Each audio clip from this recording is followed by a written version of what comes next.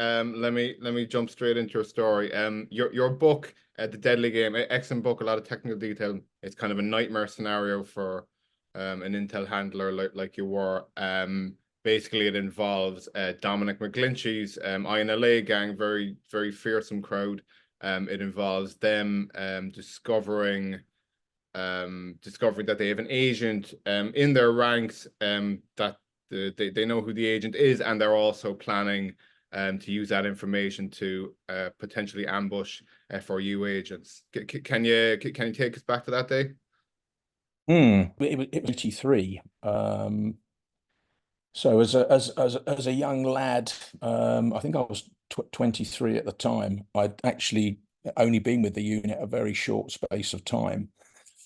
And we got the information from another FRU agent that there'd been a compromise, and that potentially, and this was as much our own assessment as well, that the INLA, might conceivably be looking not obviously to kill the agent, but also one step beyond that to perhaps draw us into an ambush and either kill or a far more frightening scenario, grab the main handler and myself as the then standing co-handler. Yeah, God, that would be the prospect of getting like the Nothing Squad treatment off the IRA as a British security force member would be horrifying. I think anyone's worst possible nightmare.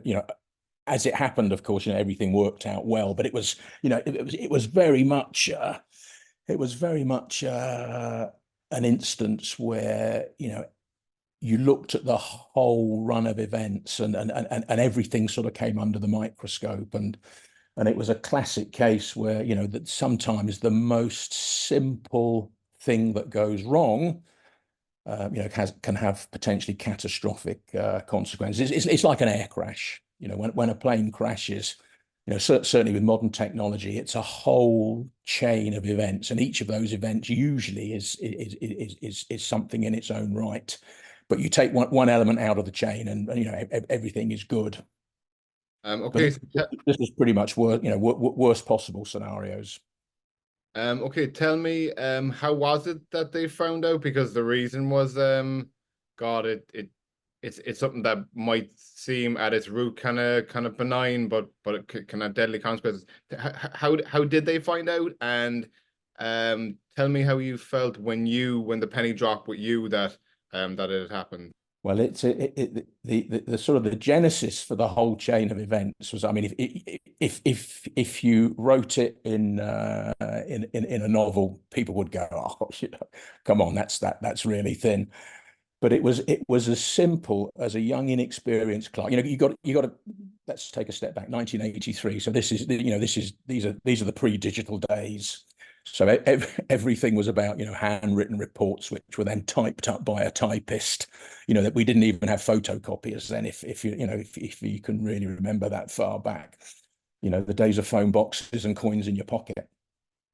So this young, inexperienced clerk, he had typed up the most recent source report of the meeting with this particular agent. So what we called a contact form.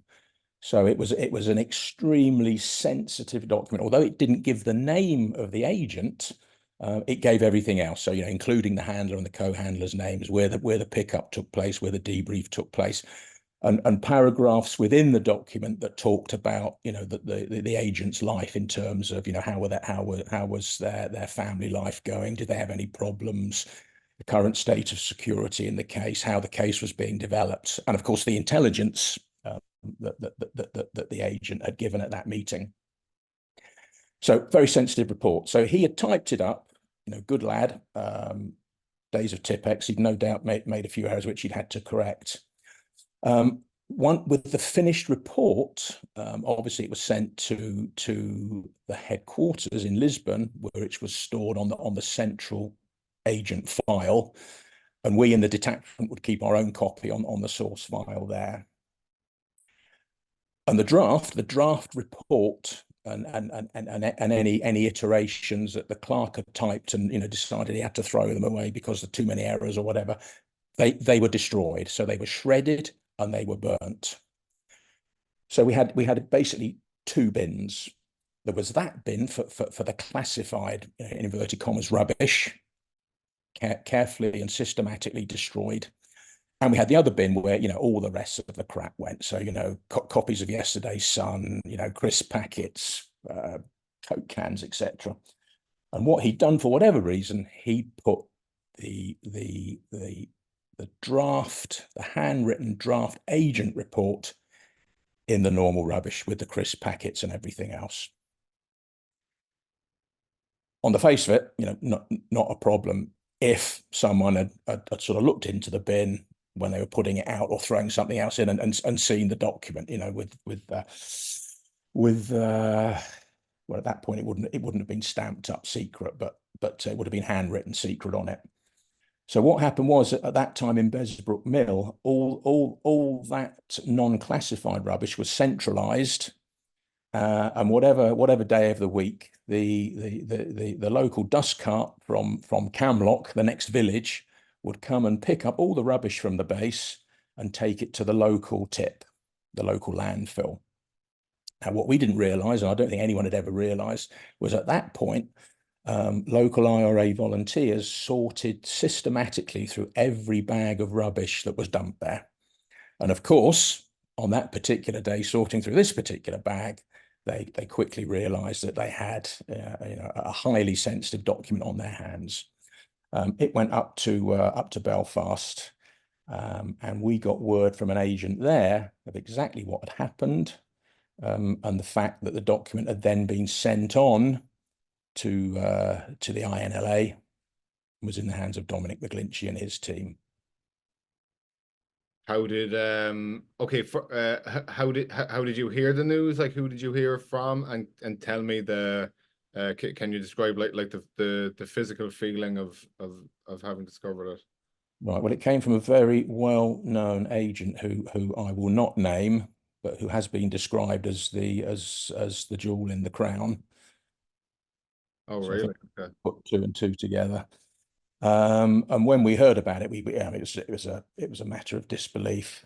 But very quickly, you have to get through that and then start doing your damage limitation and the realization of exactly what had happened, and then of course the implications. And the obvious implication at that point was, we need to get that agent out of or off the island of Ireland to a safe place, because his life at the very least was in great danger. And that, I have to say at this point, I want to make the point, our philosophy was that if our agents were compromised, if there was any significant threat to their lives, we would pull them out. We would get them, and they would be resettled somewhere else out of Ireland. And that was, that was a holy mantra that was for us was non-negotiable. And leading on from that, I mean, we can say hand on heart that the FRU, the Force Research Unit, never lost a working agent in all the years that it was operational. Not a working one anyway. I suppose I suppose Frank Hegarty wasn't working anymore, but he'd be the exception, I suppose. Yeah, precisely. Okay, so given if it's who I think it is, how was it that an agent within the INLA that intel ended up with IRA men?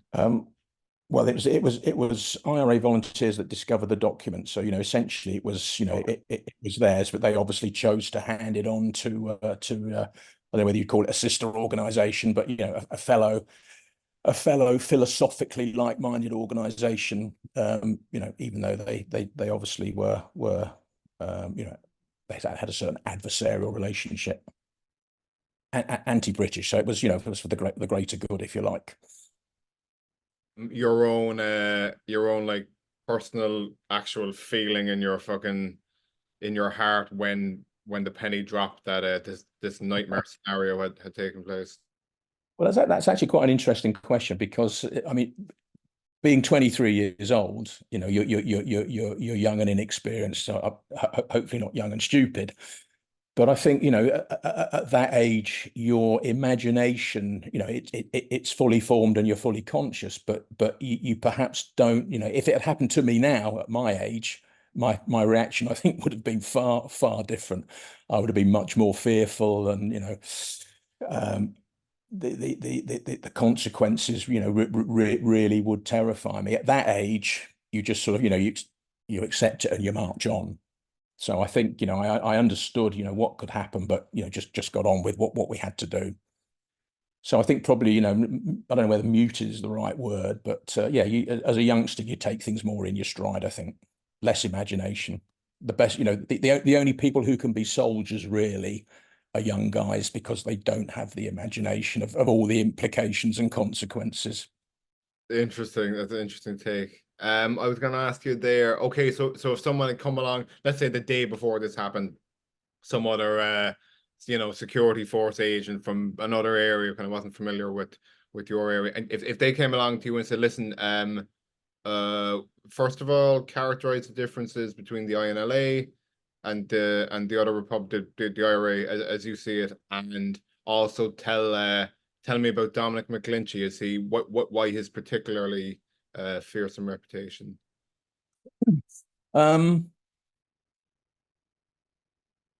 I mean, I think in sort of political philosophical terms, I think the INLA were, and you know, other people out there will correct me if I'm wrong. I think they were a more extreme left-wing organisation.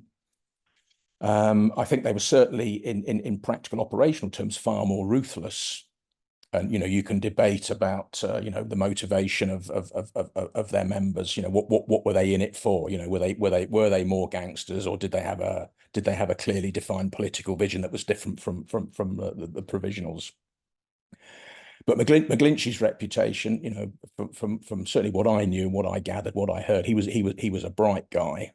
He was initially a member of the provisionals, but became disillusioned with their campaign, and that's why I think when he was in Port Leisha serving one of his sentences, he decided that that's where his destiny lay. So he very quickly became their you know, essentially you know, their chief of staff, the top dog in the INLA. So very ruthless organisation. Gotcha. Okay, so we'll go back to this event. It's been discovered. It's been discovered from your source that the agent you have has been discovered. Might potentially even be like an ambush of some sort planned. And what happened in terms of the extraction, getting this person out safe? Right.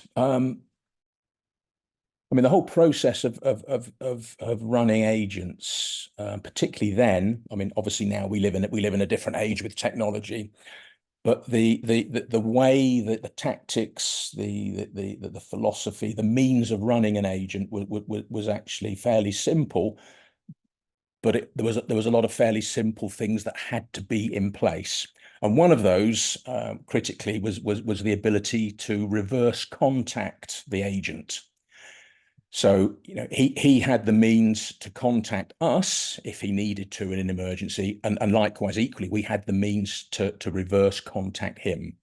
So the first thing that happened was that we were able to get a message to him saying that basically he needed to put everything in a suitcase and come north.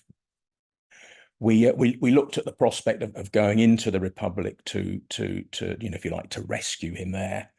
But the risks were, the political risks were deemed to be unnecessary. We thought we could, you know, because we were acting quickly enough, we thought we could get him north of the border without having to go south, and that's what happened.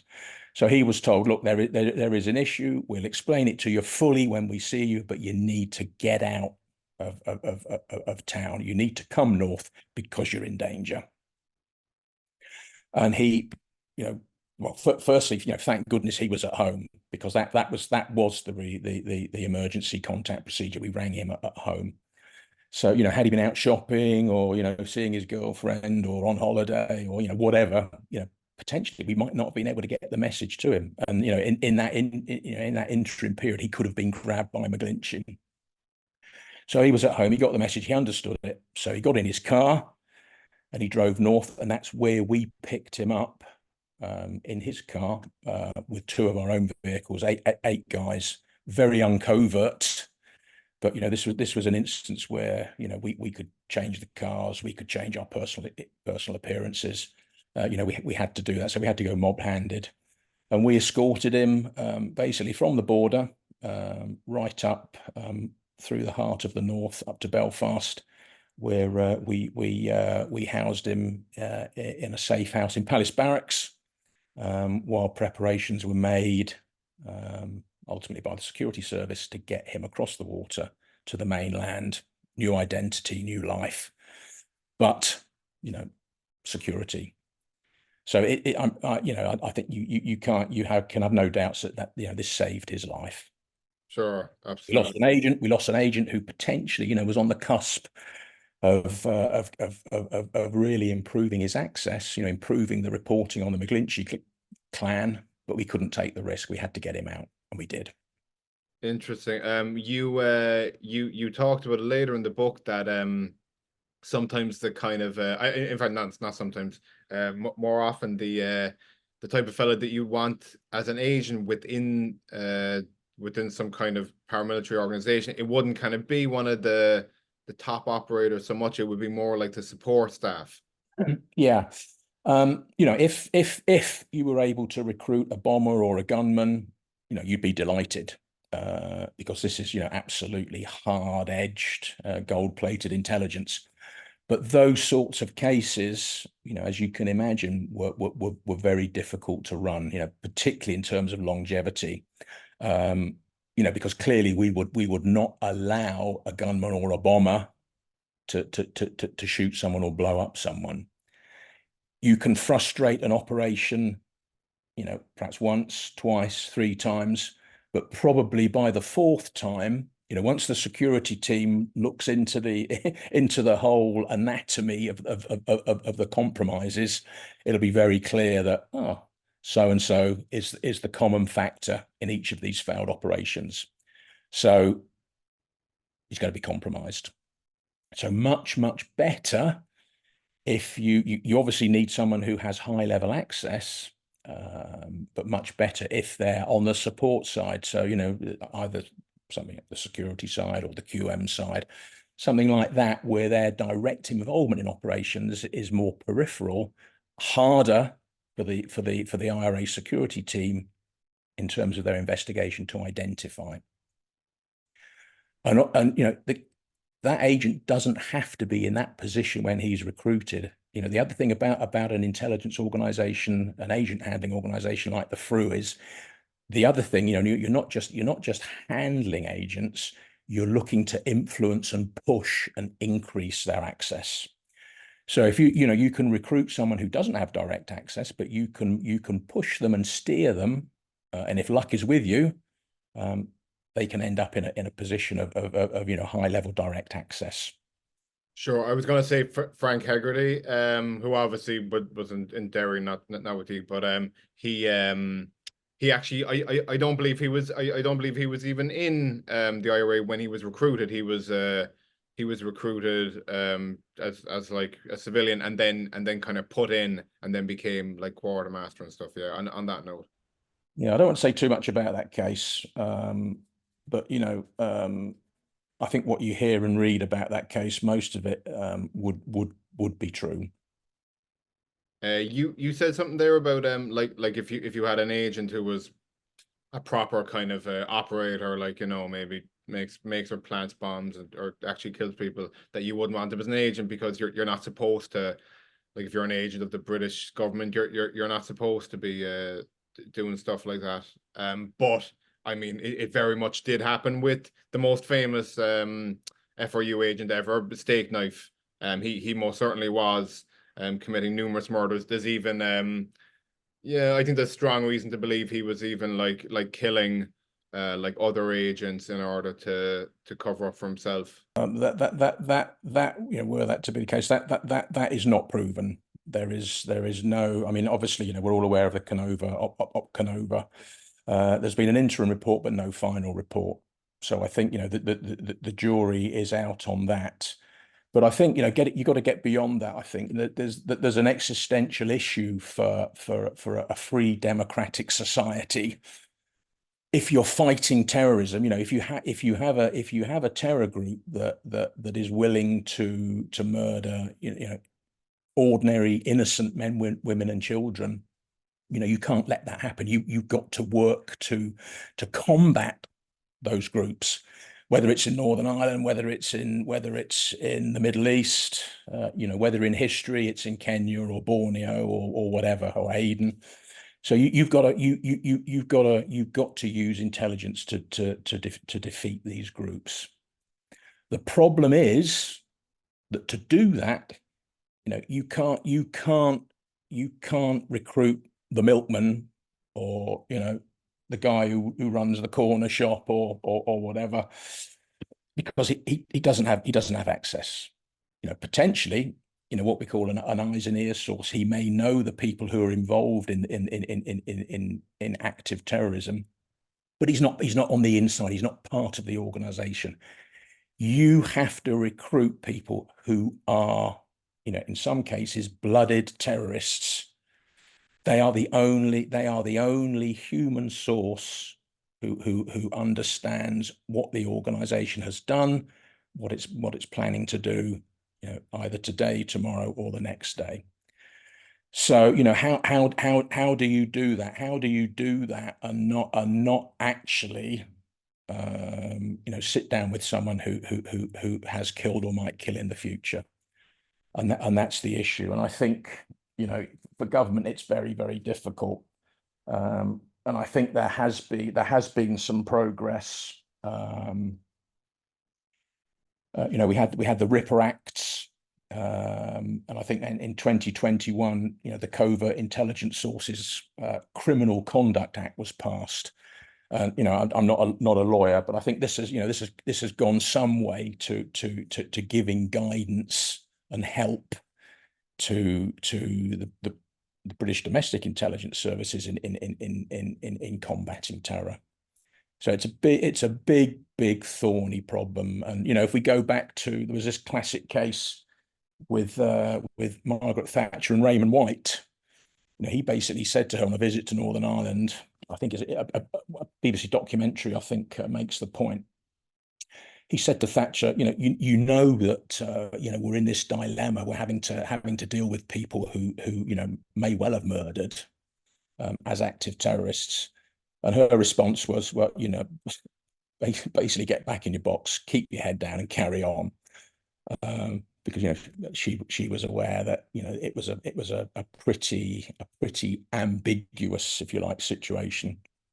I was gonna say, like if putting myself in the point of view of like an intelligence handler or an FRU person, like if I did have a source, let's say a SCAP, who was the head of the internal security, so he's the one who he's the judge, jury, and executioner as to who gets deemed a rat and who gets executed as such, and also the fact that they would vet new members. So having an agent there is like a gold mine. Like I could understand, like if I were a handler, actually having that Thatcher kind of mentality of like, look, we're up against people who kind of don't play by any rules. So why would I throw away like a great source like SCAP just because he does kills people for various reasons, but like some of them being to cover up for the fact that he's a rat, he can kill John, and it looks like John was the rat when in reality he's still there. Like from a kind of from like a utilitarian kind of point of view, I can very much understand it. Doing that, I wouldn't. It's wrong and it's unethical. But if I was in that position, I'm sure I'd do the same thing. Could you kind of relate to that in any way? Well, I mean, in a hypothetical situation, what you're the sort of the the point you're putting forward there is the end justifies the means. You know, I'm not sure that that is the case. I can't comment on any situation like that. What I can tell you is that in my experience in the FRU, I was never in that situation where we were condoning any form of breaking of the law. One thing I would say to you, and if we look at the whole Opcanova thing, I mean, I have no idea what the team had access to in terms of if you like, evidence or the audit or paper trail. You know, I don't know what they were seeing, and no one knows what their concrete conclusions are until the final report comes out. But you know, one of the things I think that maybe they were confronted with is the whole issue of high-level agents. You know, high-level agents are, you know, they're not clowns, they're not idiots, they're not your average man walking the street. Generally, they're pretty bright. They're extremely streetwise animals. And I think one of the things that needs to be borne in mind is that if you are a top-level agent, and you're being run by, you know, by a FRU or by a special branch, you have certain high-level information or high-level facts or evidence that you have in your possession. Do you actually always tell your handler? Because being streetwise, you know, you have a very clear understanding of what you as an agent can get away with and what you can't. And you know, a very clear understanding that if you tell your handler everything and your handler acts on that, you know, in a hypothetical situation, you're very soon going to be under the microscope as a potential agent, or you know, the word on the street, you know, the tout.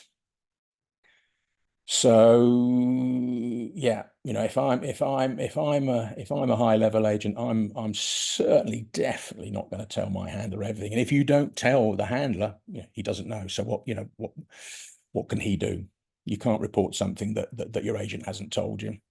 Interesting. Back to the situation that we were just talking about with the fellow in McGlinchey's gang. Can you go into like where he was in terms of the hierarchy of the group he was in? It sounds like he was more than just a civilian eyes and ears, but maybe not quite like a kind of big operator. Yeah, it's an interesting case. I mean, he was actually, I mean, you know, if we sort of delve a bit further into sort of the whole mythology, particularly, you know, the South Armagh mythology, he was recruited by Captain Robert Nairic. Captain Bob, as local people still called him when I was down there. Oh wow. So Captain Bob was down there. He recruited him. He was one of, I think, three low-level agents that were basically brought onto the books at that time. As such, no, he wasn't a member of the INLA. He was essentially a criminal.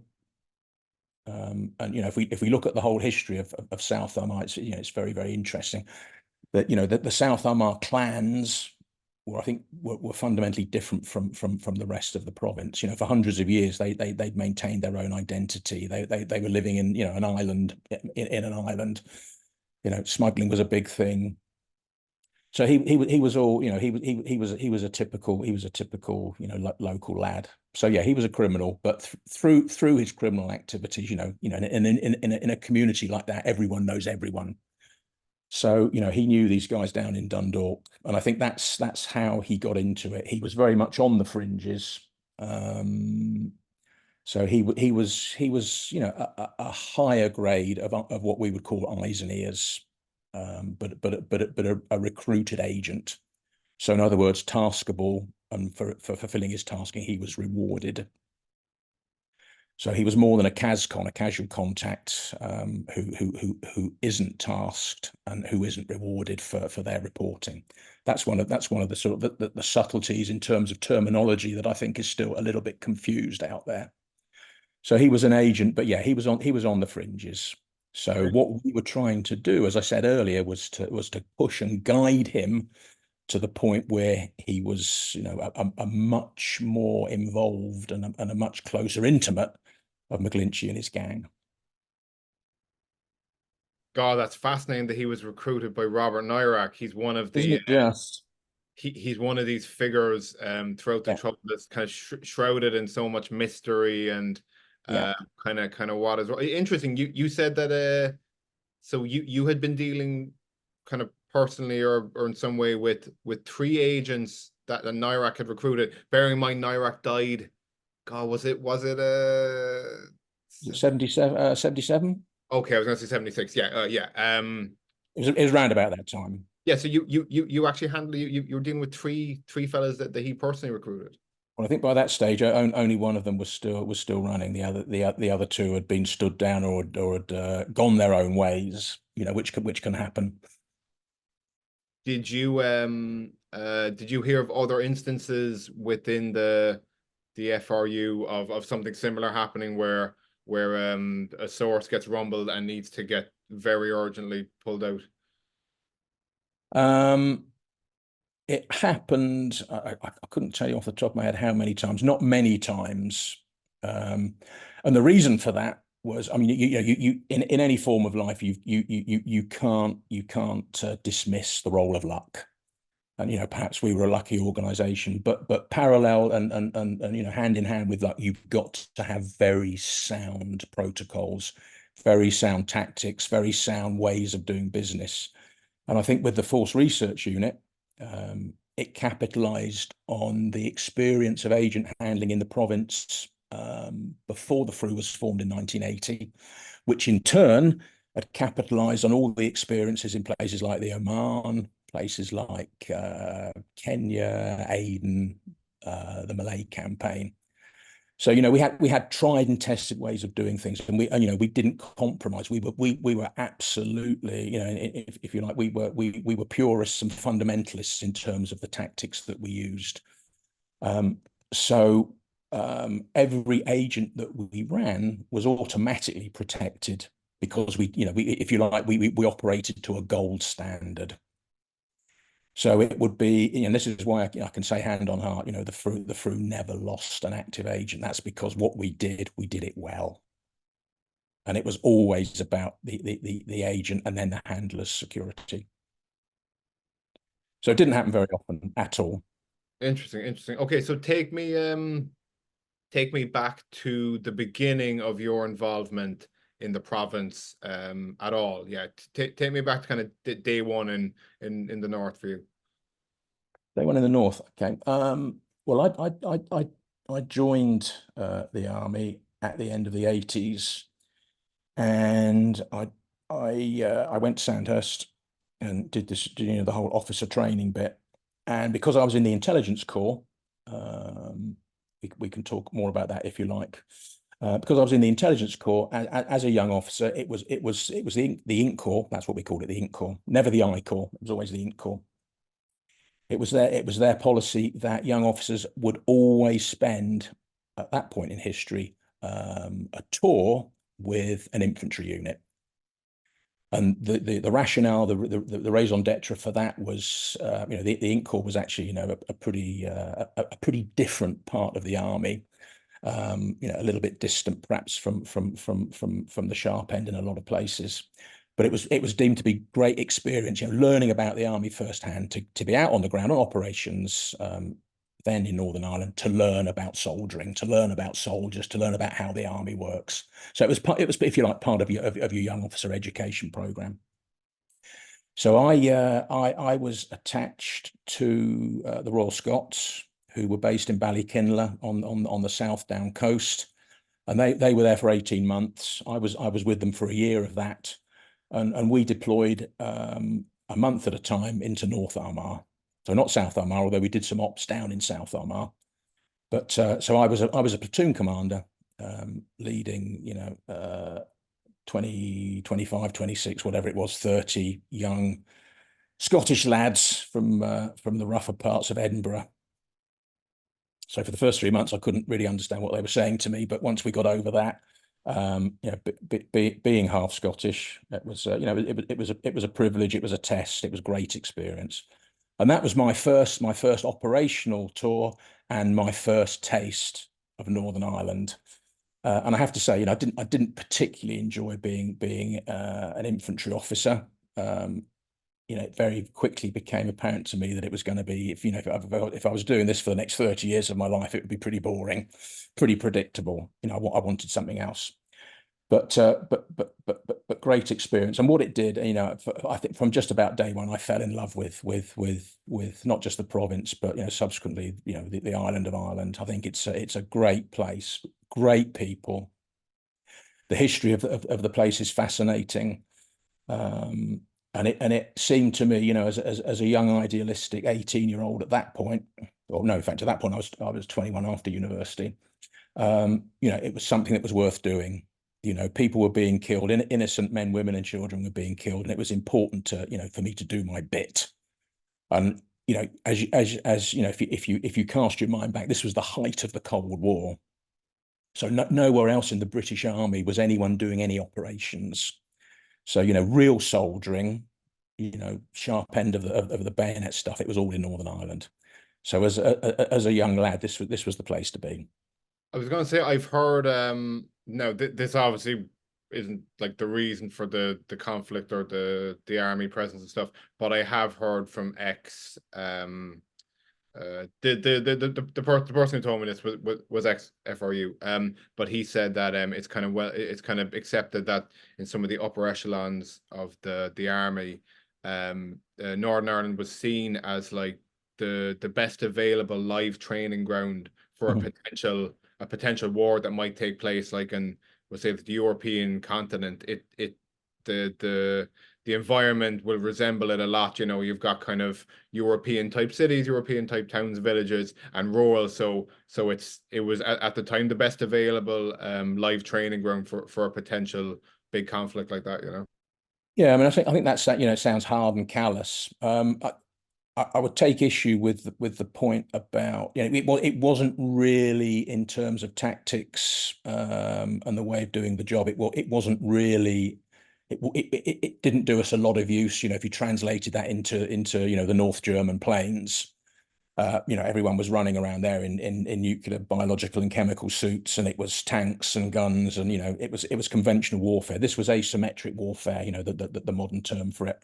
But I think in terms of training, what Northern Ireland did do was give young officers and young non-commissioned officers, the lance corporals, the corporals, certainly sergeants, it gave them great experience in being part of operations. So it gave them a lot of responsibility at that level. And I think that was great in terms of making them better soldiers, and that obviously translated to Germany. I was going to say, I was going to say, if you wind the clock forward, everyone talks about Basra just after the end of the Iraq War. What the British Army didn't have there. One of the things, if you read all the material, clearly we were under resourced and we didn't have enough troops. But one of the things that was missing there was that that streetwise tactical experience that had the troops there been in Northern Ireland, they would have had. Actually, it kind of just came to me now, but the Irish War of Independence actually kind of did something similar for a lot of British soldiers. I'm thinking, for example, there's a fella, he's known for his name, General Percival, or I'm not sure if he's General, but Percival anyway.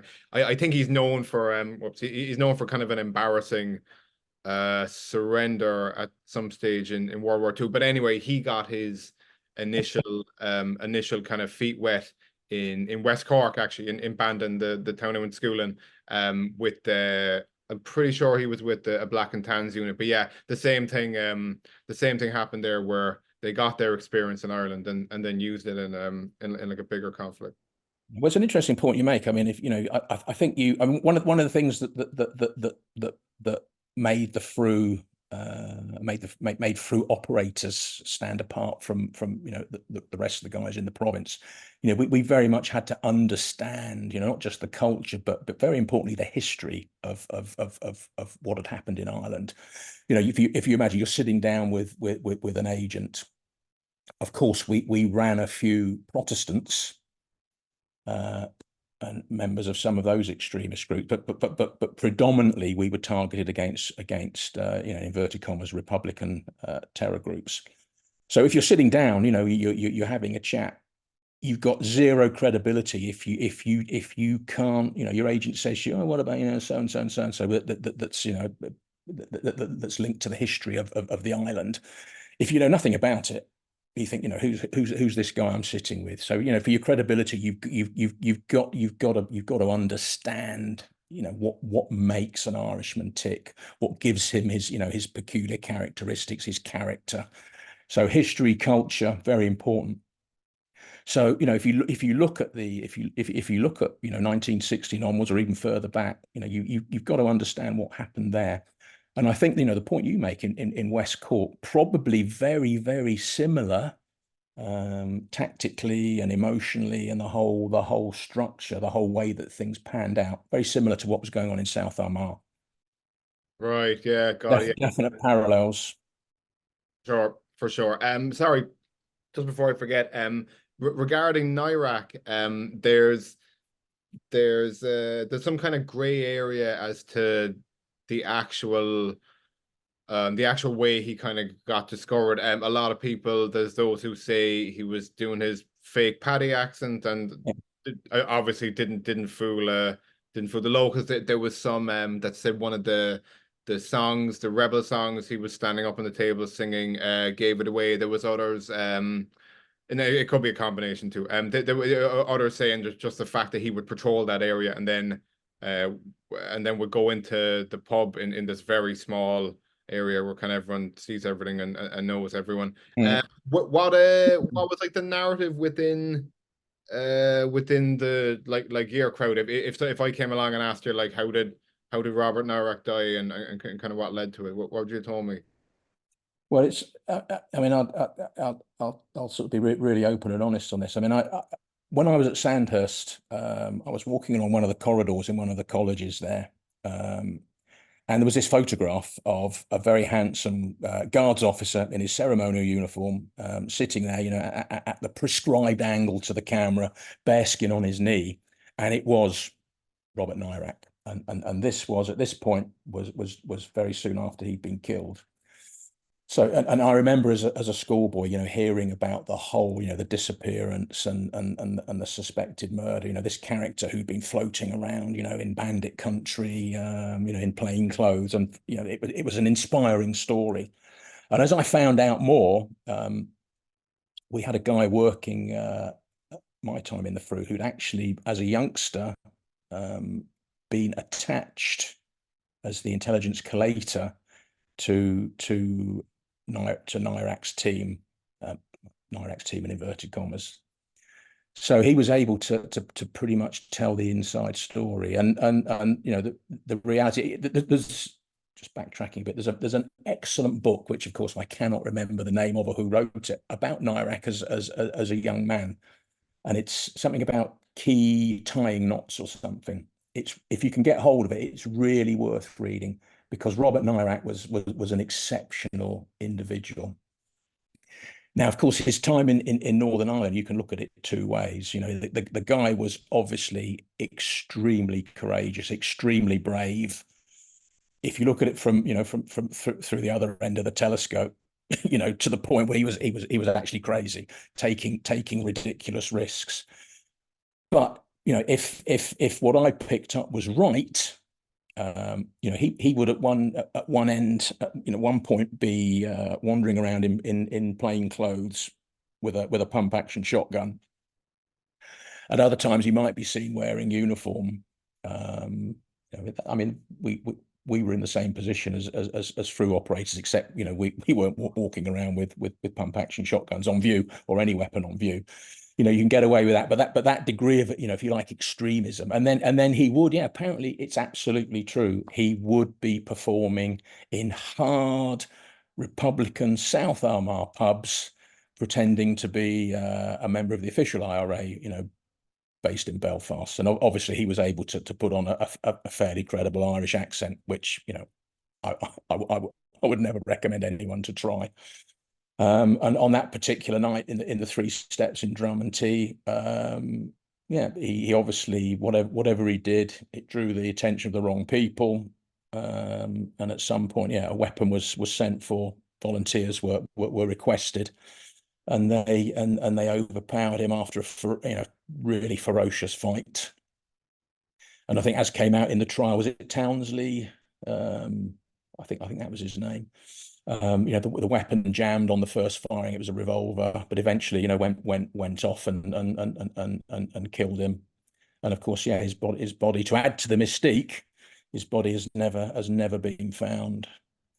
But it's an amazing story. And as I say in the book, when I became the boss in Southdet in Besbrook, I came across a document that Robert Nairic had written about his approach to agent handling. And as a guardsman, you know, no intelligence background. You know, what he actually wrote was pretty good stuff. You know, he had a clear understanding of what he was doing. And as I said earlier, you know, obviously it had led to three low-level recruitments. So, an amazing guy. Interesting.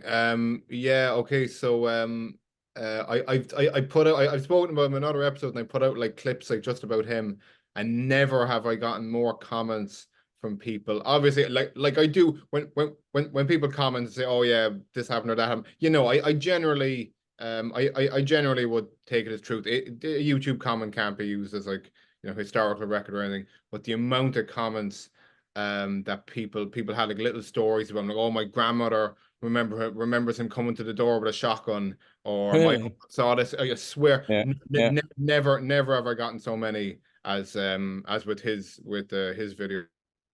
Yeah, but he was never a member of the Force Research Unit, and his activities predated the forming of the FRU. Yeah. Okay. We spoke there briefly about like the whole kind of Irish history and the kind of what led to this place called Northern Ireland being formed and all that. At the time and now, if there's any difference, how did you view like the goal of these Republicans? Like, did you see it as a perfectly reasonable and legitimate want of theirs to get the six counties back, and unite the whole island, and to have like foreign occupiers who've been in the country for 800 years, having them out?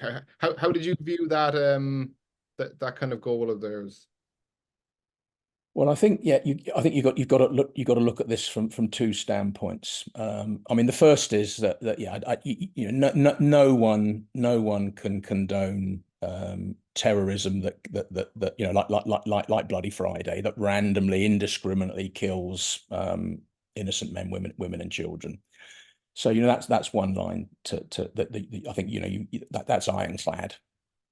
Personally, I mean, my view is I take my hat off. I have a latent regard and admiration for someone who believes in something and is willing to risk their life for it. And actually, if you turn that around, we as British soldiers, we were willing to risk our lives. You know, I think to a greater or lesser extent in every individual, you know, also for ideas and ideals. You know, we served the Queen then, and, you know, the idea of a united kingdom. So, you know, everyone has a philosophical motivation. The issue of a united Ireland, I mean, because what the IRA was trying to do, and the INLA, and, you know, before that the official IRA, and back to the border campaigns, you know, what Irish republicanism was trying to do was to force through something that the majority of people certainly in Northern Ireland didn't want. So it was an unconstitutional act. Do I believe in a united Ireland? I think ultimately there will be, and I very much support what's the term I'm looking for? Where it's the will of the people. So the term has escaped my mind, but essentially, we're if you were to have a plebiscite, if you were to have a referendum, and the majority of people voted to leave the United Kingdom, then that would be right. And I think a united Ireland, it makes complete sense. But of course, it can only happen when the majority of loyalists, Protestants, whatever, however you want to label them, actually want that. The reality is, I think that probably the majority of people in the South actually don't want that. And I think when I was there, you talk to people out on the streets, when they were happy, they were not being observed, particularly it was easier in places like Newry, but out in the hard areas near the border, they would actually say, well, I don't really want a united Ireland, because actually the British government is quite generous to me. I get my dole money, and the economy in the north is going better than the economy in the south. So it was always I think it was always more of an idea than a reality. But if I put my hand on my heart, then I was part of the British forces fighting terrorism, and that was clear. Did I have sympathy for the nationalist population? Yeah, I absolutely did. And anyone who is any student of history, when you go back to 1969 and you look at the job situation, the housing situation, the voting situation, not all members, certainly in places like West Belfast or South Armagh or East Tyrone or whatever, there were a large number of people within the population who were disenfranchised. They couldn't vote because they didn't meet the criteria imposed on them by Stormont. And clearly, that's just not acceptable. And actually, of course, again, on the historical theme, people forget the British Army went into Northern Ireland in 1969 to protect the nationalist population from loyalist aggression. So that that needs to be remembered. So does that answer your question, or is that me waffling? No, absolutely. What was I going to say? Yeah, like I guess you kind of answered it. It wouldn't like if a week from now you woke up in the morning and there was this. It had been decided the 6 counties are going to rejoin. I assume you wouldn't feel that like Britain had lost something, like Britain. Britain will have technically gotten smaller. I guess British Empire, whatever you want to call it. It would have gotten smaller in your lifetime. That wouldn't like bother you on any level. I would be very sad. I'd be very sad because as I said to you, I love Northern Ireland. I love the people. I think it would be just as if Scotland had voted for devolution. Whenever the referendum was, I think it would have been a real tragedy. But national self-determination, that's the principle. But if that's what people who live there want, if Yorkshire wants to secede from England, and the people in Yorkshire want to do it, maybe you've got to go along with that. But perhaps there is a reverse side of it that maybe the rest of the country has to actually also support that. But that's a semantic argument. Let's see. If we could turn the clock back, I think when the partition occurred was it 23? If the hardcore realistic solution had been there, that parts of Fermanagh, Tyrone, and Armagh had been allowed to join the Free State, then the whole issue may not have emerged, and Ireland would have been peaceful from 23 onwards, or whenever the Civil War ended in the South. But that did not happen. I think that's a shame. That would have been a solution at the time that would have prevented an awful lot of suffering. Okay, yes, it's keeping kind of on the note of how you viewed how you viewed the people you were fighting against. There's a passage, I think, kind of towards the end of the book, where you express your thoughts on the South Armagh IRA, and kind of how they were kind of more unique in their competency, in their professionalism. Yeah, can you share your thoughts Yeah. on them with Well, us? I had genuine respect for them. I mean, they were soldiers, and I'm not alone in saying that. I think what a number of things mark them as different. A very important aspect to that was, unlike other groupings, you know, I mentioned Bloody Friday, you know, all the bombs in 72. South Armagh Pyra did not target innocent men, women, and children. You know, they didn't bomb pubs, shops. You know, they weren't putting car bombs in the center of towns. Later, as you know, certain members who'd been in South Armagh Pirate and joined the real IRA, that was a different matter. But that's, you know, that's not what we're talking about. So these guys, they you know, we flattered ourselves and felt proud that, you know, perhaps we'd done a 6-month tour here, maybe a 6-month tour there. You know, we as members of the FRU usually did at least 3 years. You know, we were you know, we were professionals. This was a long time to be you know, in the danger zone. Members of South Armagh Pyra, I mean, they've been doing this, some of them, you know, for 20 years, 25 years, and by, you know, by the end of the time the Troubles ended, 30 years. I mean, that's phenomenal to be. And you know, and these guys regularly took, you know, they weren't into shooting off duty UDR men or policemen at home. They took the British Army on, you know, full frontal. They would you know, usually they clear the scene fairly quickly after they open fire, but you know, they'd be looking to ambush us either with bombs or gun for gun, and that takes courage. And as soldiers, you know, the first thing in covert intelligence operations is to know the ground. You've got to be familiar and comfortable that you know every wrinkle, every lane, every exit from this, that, or the other. They did. You know, they knew every hedgerow, they knew every bit of dead ground, and they were skilled enough to use it. As soldiers, you know, if they felt unhappy that, you know, something was not right, they were planning an operation, about to mount it, you know, maybe there was a helicopter up in the sky, something had happened, you know, they just had this feeling that everything was not right. They would abort an operation. So, you know, they're about to snipe at an army patrol. They go home. They say, you know, we're not going to do it today, we do it tomorrow. You know, very, very professional. You know, the inside look that we got into how they operated. I mean, I think we all ended up, you know, in some admiration for them.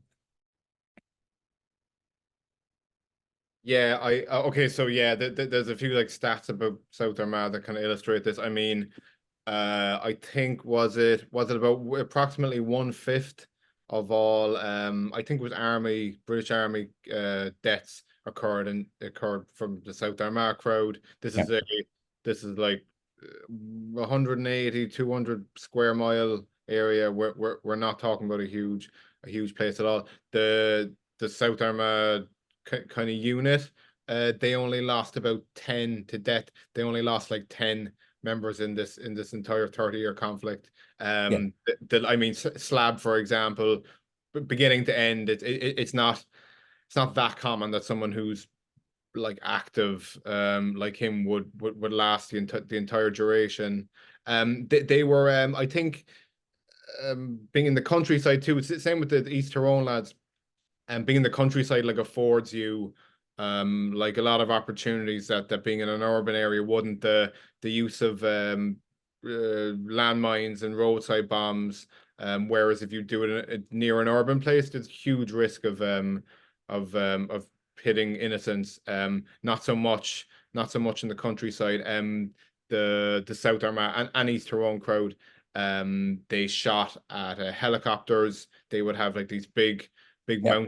mounted heavy machine guns when shoot at they brought down the South Armagh crowd did bring down a helicopter at one stage, right? They shot it. No, Yeah, I they don't did. think Yeah. they did bring them down, right? I don't remember when, but yes, yeah, the shots were fired. I think they were using an M60 machine gun. But you know, East Tyrone were fundamentally different from South Armagh for two reasons. The first is that obviously East Tyrone did murder soft targets, you know, off-duty policemen and and members of the UDR, but also, you know, very, very important for the way South Armagh operate is they had the border. So they could use the border, you know, if you like, you know, hit and run raids. Within 5-10 minutes, you're back safe in the Republic. And of course, the British Army could not hot pursuit into the Republic. I think helicopters could fly over the border, but were not allowed to land. So you know you couldn't cut off a retreating ASU. You could fire shots across the border, but you know they were gone. They were you know on their way back to Dundalk or wherever. So that was a big factor, and they were smart enough, obviously, to use the border as you know as a weapon, if you like. Sure, a lot less of them, were able to get arrested for some of the reasons we've gone into. This in turn leads to like a snowball effect where you can't recruit as many of them because a lot of guys get recruited while they're like under interrogation. Another thing is because the more experienced heads are still around, they can provide like really good training, really good advice and mentorship to the guys coming up. So yeah, it's like a kind of a self-feeding, it's like a kind of self-feeding loop. Just on what you said, I do believe I think they did the South Armagh IRA did keep it to mainly what's the word, kind of like legitimate targets. But in fairness, they did I believe there was a few sniping kills on Protestant farmers, and someone can correct me if I'm wrong, but I think the Kingsman massacre was carried out by the South Armagh as well. Just yeah, they didn't yeah, they did do some civilian targeting, I believe. Yeah, I think yeah, I think there are some theories about Kingsmill, which I'm not entirely sure where all the members, all the gunmen who murdered, and of course Miami Showbound was obviously on the loyalist side, but I'm not sure where those gunmen came from. But that was, you know, very much, you know, in the whole length of the Troubles, that was an isolated instance. But I'm not sure that was, you know, hardcore, if you like, South Armagh ASU members. Don't know. I don't know. I don't know. Sure. But No. in the bigger picture, it was a fairly isolated incident. You actually, I just mentioned Slab there. You had at one stage a fairly uneventful meeting with him, but a meeting nonetheless. Yeah, yeah, yeah. We sadly didn't get to talk. I'm not sure that would have been a particularly fruitful conversation for either way. Yeah, I mean, it was just one of those freak things. I mean, unlike any of the other agencies, we would regularly be out, you know, on the patch, as we called it. So we spent a lot of time out on the ground in uniform and also in plain clothes in South Armagh. And it was on one of these recce's. I was with another guy. We were both in one car, and we're right down on the border.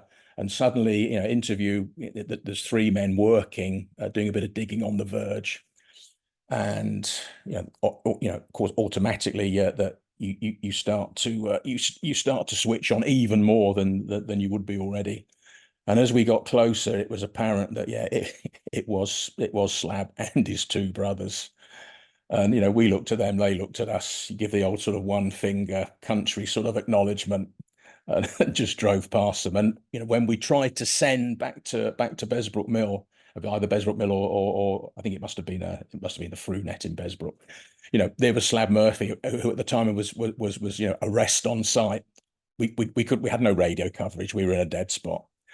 So you know, had anything worse happened, you know, we would not have been able to report it, and we certainly couldn't report the fact that we'd seen him and his brothers. So you know, all of us got through that day unscathed. Interesting. Spooky thing, you know, when you've seen someone's photograph so many times on, you know, on the sort of, you know, if you like, the wanted posters, and there he is in the flesh, but unmistakable. In fact, the 3 of them were unmistakable. What was I going to say to you? Oh yeah, I always find it kind of funny in a way that at some stage anyway, MI5 had deemed Thomas Slab Murphy, whose background was like a pig farmer and smuggler, no military Yeah. background or nothing, and he was deemed the biggest domestic threat to like the government or the crown or whatever.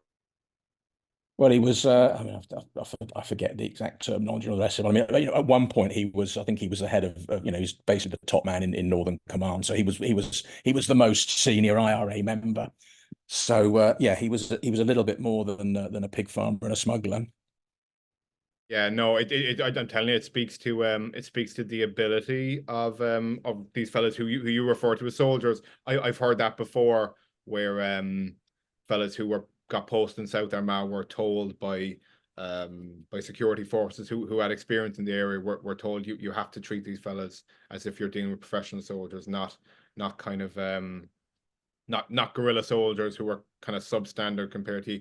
It's I only yeah no I only say the thing about being a pig farmer and stuff because it stands to them that they were able to more than take on, they were able to turn their area into a no-go driving zone for the British Yeah, Army, probably one of the best armies in the world. The FRU, I'm sure, is one of the kind of most professional and best intel type organization. And these fellas who all had normal jobs, they all had like rural type jobs or kind of plaster and so on, that they were able to take you on in such a manner.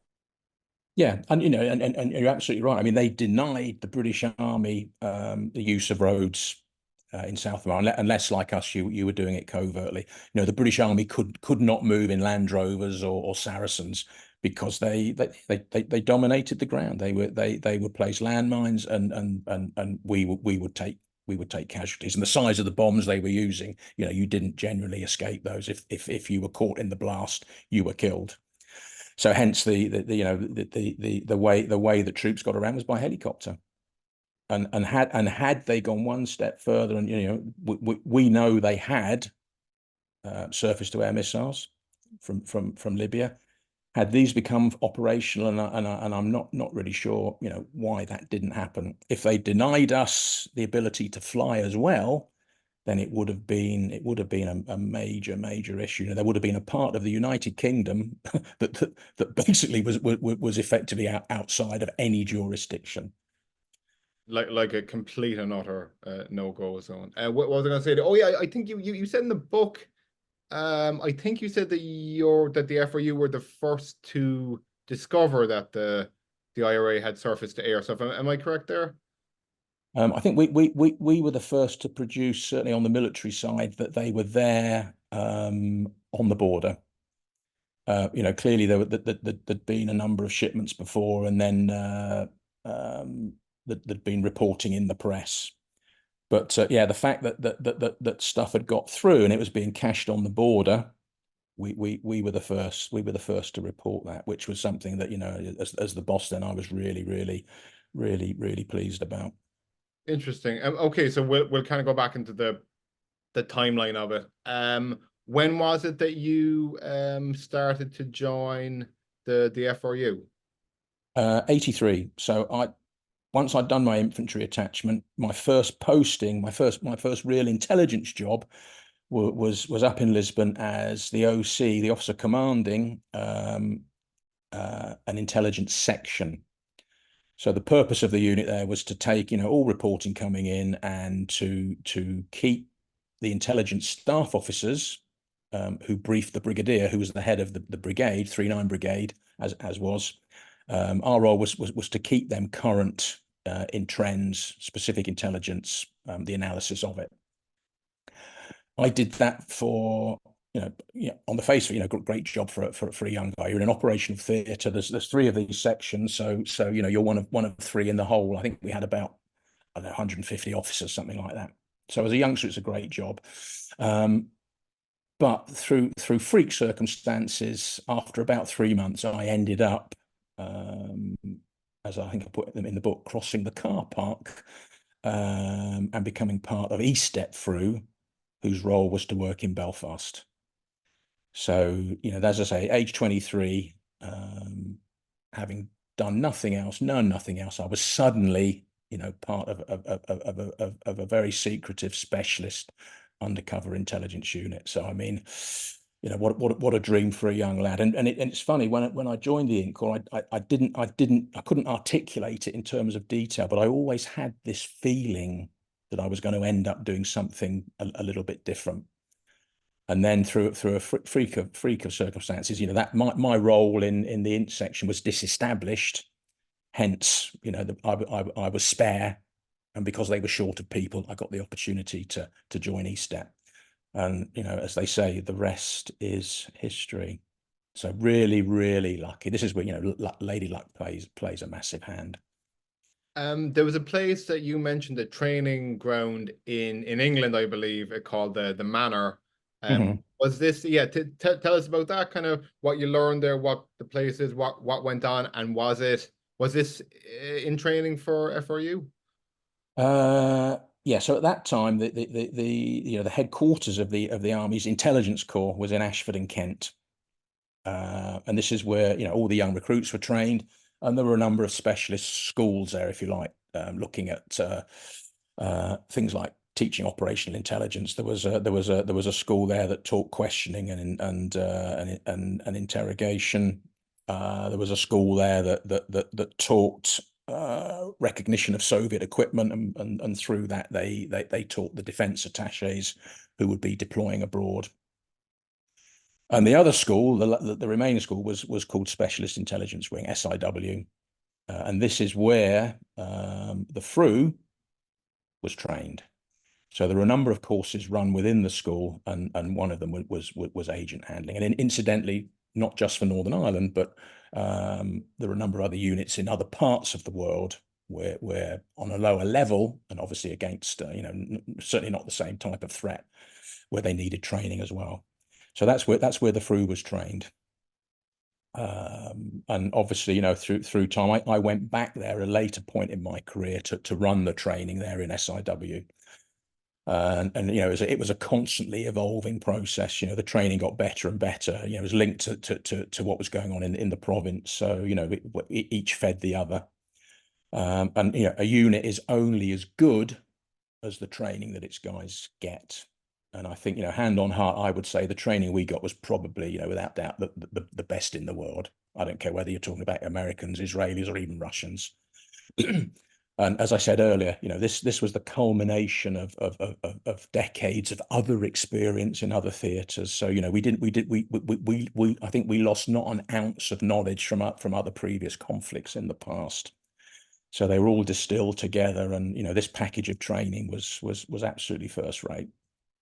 I was going to say my perception of like FRU agents, what was that they didn't do things like taking pictures or planting bugs or actually doing the surveillance themselves. That would be left to the det, and the E would kind of do like the agent handling. You did do some of the like photography and surveillance and stuff, didn't you? Actually, just before I answer that, one of the you talked about the manor. The reason it was called the manor was because the SIW sort of main building was an old manor house that dated back to Elizabethan times, and there's a photograph in the book. Really pretty protected building. No, on that question, I mean, as an agent, you wouldn't be systematically, following other members of PIRA or anyone else around. But the training we as handlers got training. We also trained our agents, in situ. So they would be, the fundamental lesson of training was to be secure. So no, they wouldn't be following anyone. But the intelligence corps had a surveillance capability for other theatres. Most importantly, Germany. Surveillance in Northern Ireland was left to our sister organisation. So we call 14 Company, the det. It had a number of sort of colloquial names. They were the specialists. But I did a surveillance course, the one that was used by the team in Germany. And it was, very, very useful skill. I didn't particularly enjoy that, and it's not something I wanted to get involved in. having started in agent handling, this, I was spoiled. I considered this to be, the prime human activity. But yeah, an absolutely essential skill. And the guys in Northern Ireland were fantastic, and the information that they picked up, what they did operationally in terms of hitting the IRA, INLA, the loyalist organizations. I mean, they certainly saved countless lives as well. You're an FRU agent now. Tell us about your first recruitment of a source, as you call them. First and last. Yeah, I wasn't an FRU agent. I was an FRU agent handler. Oh, excuse me. Yeah, again, this is a wider problem. With people talk about agents and strictly, agent handlers, handle agents. That's it's all part of the semantic sort of glossary. But yeah, I mean the whole thing with recruiting agents. It must be one of the hardest things that humankind does. And when you look at all the aspects of it, and what the agent or what the potential agent is looking to let themselves in for. So I've always taken the view there are handlers, and there are handlers who can recruit. And those handlers who can recruit, I mean, the bar is set very high to start with in terms of agent handlers and their skill and competency level. Not everyone can do it. Not everyone does it. I mean, we had one course, for example, in the 80s. Basically it was cancelled. No one on the course was deemed to be suitable to do the job. So that's a tremendous blow. You're always playing a numbers game. You never have enough handlers, and I think every specialist agency is probably the same.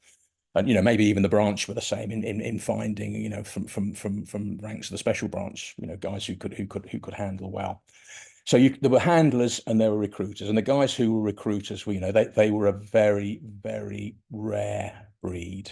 These are animals who to put it at its starkest, these are the guys who can persuade someone to risk their life, betraying their background, their culture, their community, perhaps even friends and relatives, to become an agent for the Crown, for the Brits. So recruitments, I'll be completely honest, recruitments were rare. And I think any agent handling organization anywhere in the world would say that, whether currently they're in they were Shin Bet in Israel trying to recruit Palestinians, or in Gaza or the West Bank. It's really, really difficult. So there's a whole the training goes into exquisite length and detail about how you would make a recruitment. Because if you don't recruit, any intelligence organization, we inherited three assets potentially from Robert Nairic. Had we not recruited more, we'd have been down to one when the other two went. So a handling organization has got to bring in new blood, or it will atrophy and it will die. So to do that is really, really difficult. Now, I was lucky. This was on my first tour. So this was I think it was 84. So I was a young officer, but I was, if you like, one of the lads. My boss was actually a warrant officer, very, very, very well-known guy in the handling world. He has a fairly high profile, actually, in the public domain. Very gifted, very, very smooth, very just a real professional. So I was working for him, and my patch was I was handling our Newry assets, and I was co-handling assets around the Forkhill Jonesborough area, so the southeast of South Armagh. And I would help the guys around Crossmaglen in terms of targeting, so spending a lot of time in uniform, helping them get out to identify new potential recruits. So I was on patrol with the local unit. I can't remember who they were, but in Green, in the town of Newry, so just down the road from Besbrook. And I bumped into a young lad, and we started talking. And it was we what we call a rapport. We developed a rapport. We got on well. And to cut a long story short, I met him several more times in uniform, and then got the go ahead, because every target that we looked as a potential recruitment had to be cleared through the special branch. So first it had to be cleared internally with the FRU. Was it worth it? Were we going to spend time and resources on looking to take this target further? So I got the tick in the box from headquarters FRU. It's put in for clearance. Special branch gave their tick in the box. The up in the regional head up in Gough Barracks in Armagh City. So on the third or fourth patrol, I said to the young lad, what about we go for a drink? We're getting on well, basically. Let's go for a drink. Let's meet. Let's meet. In plain clothes in Newry, and then we'll go north. Away from the patch. And that's generally what we tried to do.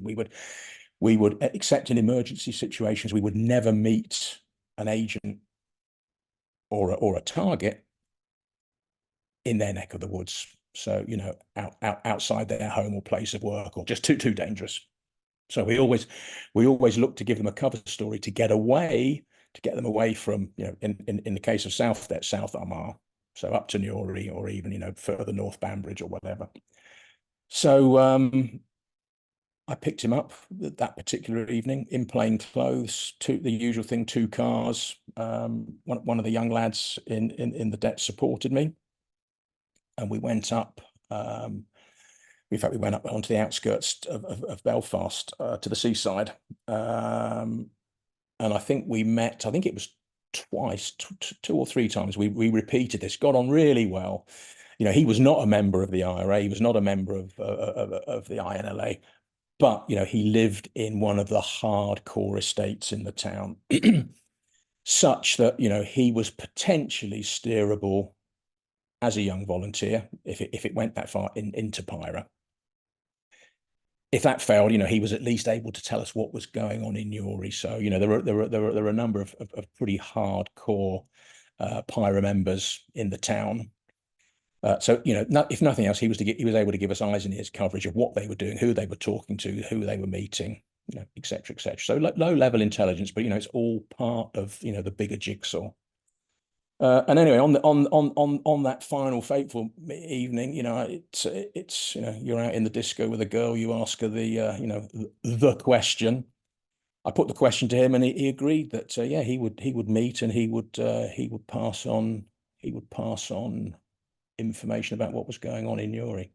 So that was for me as a young lad a low level recruitment, but a recruitment's a recruitment.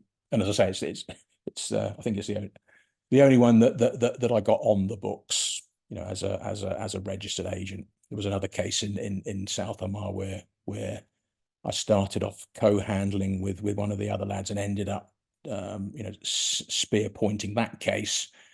But although that particular individual agreed to meet periodically and talk about what was going on the patch, he never became a fully fledged registered agent. He was not under control. We couldn't task him, and he received no reward. But he talked about the right people, and he passed on some very interesting points. Talk to me a bit about the maybe not this for this particular fella, but in general, what are the main motivational factors that drive someone to become a source for you guys? Given that, I mean, they might not even. I'm sure when they sign up, they don't know the full potential world of shit that they're getting into in terms of like what can go wrong, and if someone doesn't put this document in the burn bag, then like Yeah. there's a lot of stuff they don't even know. But like even amongst the stuff they do know, like what factors of motivation are so strong that you can get someone to to put themselves in this life-threatening situation? I mean, this is the key question, and this is if you look at it from an academic point of view, for me, this is the most interesting aspect of the whole issue of agent handling. Why does someone put themselves in harm's way? I mean, in the Irish context, getting severely mistreated and ending up, with your hands tied behind or in front of you, your eyes taped and a bullet hole in the back of your head. Why would anyone do that? Now, of course, it's getting right inside someone's head. We were applied psychologists, even if we had no academic training. And a lot of the lads were really streetwise, and they knew what made people tick. So it was a matter of it was ultimately subjective, because we could never get inside someone's head, but it was our view of what motivated them.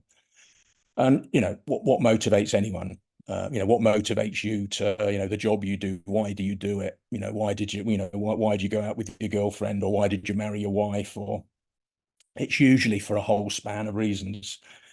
But the classic, the sort of, if you like, the sort of the W.H. Smith paperback thriller, it's always about money. No, it's not always about money. Money is always tried to be introduced into the equation, but it's much more complicated than that. Obviously, at one end of the spectrum, you've got ideology. And I would actually say, never downplay the importance of ideology. If you look at some of the classic spy cases, certainly from the Cold War days, the Philby, McLeans, the Blunts, it was all ideology. It's what they believed in. So there were those who did not believe in the Republican extremists, in terror. There were those who wanted peace. Were those perhaps who saw they didn't want it. They didn't want a united Ireland. So there was the ideological element. I think those who wanted to see an end to violence, I think, was probably a bigger number than anyone ever catered for. But there could be simple, more mundane and visceral sort of factors like revenge. Maybe your brother had been kneecapped. Perhaps a pirate boyo had insulted your sister or something, or you'd be beaten up, you'd be kneecapped or whatever. So revenge was always a factor. What did come into play, and what was really important, and this is the whole thing about recruiters and handlers. You've got to build up a personal relationship with, as you would, in the disco with a girl, on your fifth date or whatever. You've got to build up that degree of rapport where the target, actually begins to trust and like. And what I would say is that in all cases, once a recruitment was made, we would try and introduce a solid element of friendship into the relationship. So that if that motivation wasn't there to start with, we tried to develop it, to make it come. So we would gel as a team. And with long-running cases, you almost became a father figure or a confessor. You talk to your source would come to, your agent would come to you, and problems at home, problems with work, money problems, and you give them advice, you'd help them out. You tried to be a friend, and even if in extreme cases you actually didn't like the person you were handling, I think that was fairly rare. But then, of course, money, money, and we would always, and I think any intelligence organization, whether it's the old KGB, GRU, or SVR, as the KGB is now called, you try and introduce money into the equation because it's something tangible. Most people need money, want money, and it's an easy currency, literally. And it gives you that psychological element of control. I hand you £20 or £50 or whatever, you take it. Psychologically, you work for me. And of course, when you can use money as a reward. So you do well, you give me something that's extra value. You push yourself, obviously within security constraints, maybe you get rewarded for it. But of course, money can very much be a two-edged sword. It's got to be used very, very carefully and cautiously. So, to answer your question, it's never one reason. It's always going to be a number of reasons. The thrill of doing something that no one else knows you're doing. You're a secret agent. You're a spy. Maybe that's a thrill. I think for the young lad that I recruited, I think this was something that appealed to him. He may have joined the British Army in other circumstances. He liked the idea of being a sort of secret soldier, if you like. And the 20 or 30 quid also helped, because he was on the dole in Nairic. So all those sorts of reasons. But yeah, money would usually play a part. But friendship became, in most cases, something that was very tangible. On the money aspect of it, it's worth mentioning, like these people, I'm sure almost everyone that you would deal with was like, they were probably they were like working class people with working class jobs. You wouldn't even have to provide that much money in order to make a difference to them. It's something you went into in the book as well, was you have to be really careful with money, because if you're someone who you're working the same job, you're not working a terribly well paid job, but all of a sudden you're affording like new stuff, do this and do that. There's a real kind of not showing your hand aspect to it too, right? Yeah, absolutely. Yeah, if you're making 50 quid a week, and suddenly you've got £100 in your pocket, then the question is, I mean, we're, as human beings, we're very curious. And in environments, you're in the West Belfast, parts of Londonderry, you're in South Armagh, everyone knows everyone else's business. They're tight, close communities. They've grown up together. They live together. Suddenly, if you're flush, you're going to come to attention. These were the days before the national lottery, so you couldn't say, well, I was very lucky. I picked the numbers and I won 100 quid or whatever. I put money on the horses. Yeah, they came in. That only goes so far. If that's where you're saying your money comes from, then you've got to go regularly to a betting office and be seen there. So you've got to have that as part of your cover. Otherwise, yeah, you're going to be sitting on a cooker in Dundalk very, very quickly. So yeah, two-edged sword. So what we did, yeah, we would quite often keep money back. I think this was something that Ian Hurst told you as well, and we keep it in a tin, a sort of an unofficial savings account. So they would be getting paid more than they were actually taking away and bringing home with them. Did you ever use like compromise as a form of recruitment? This being like, okay, let's say it's me. Even if I didn't commit a crime, let's just say I was like cheating on my wife or something, and you have evidence, and if you were to get that to someone, you would kind of ruin my life. There's more dangerous ones. You might you might have been involved in some crime. You might have slept with an IRA guy's woman, and then if that information comes out, you're bollocksed. And this can be used. This can be used as motivation. Was compromise ever something you did?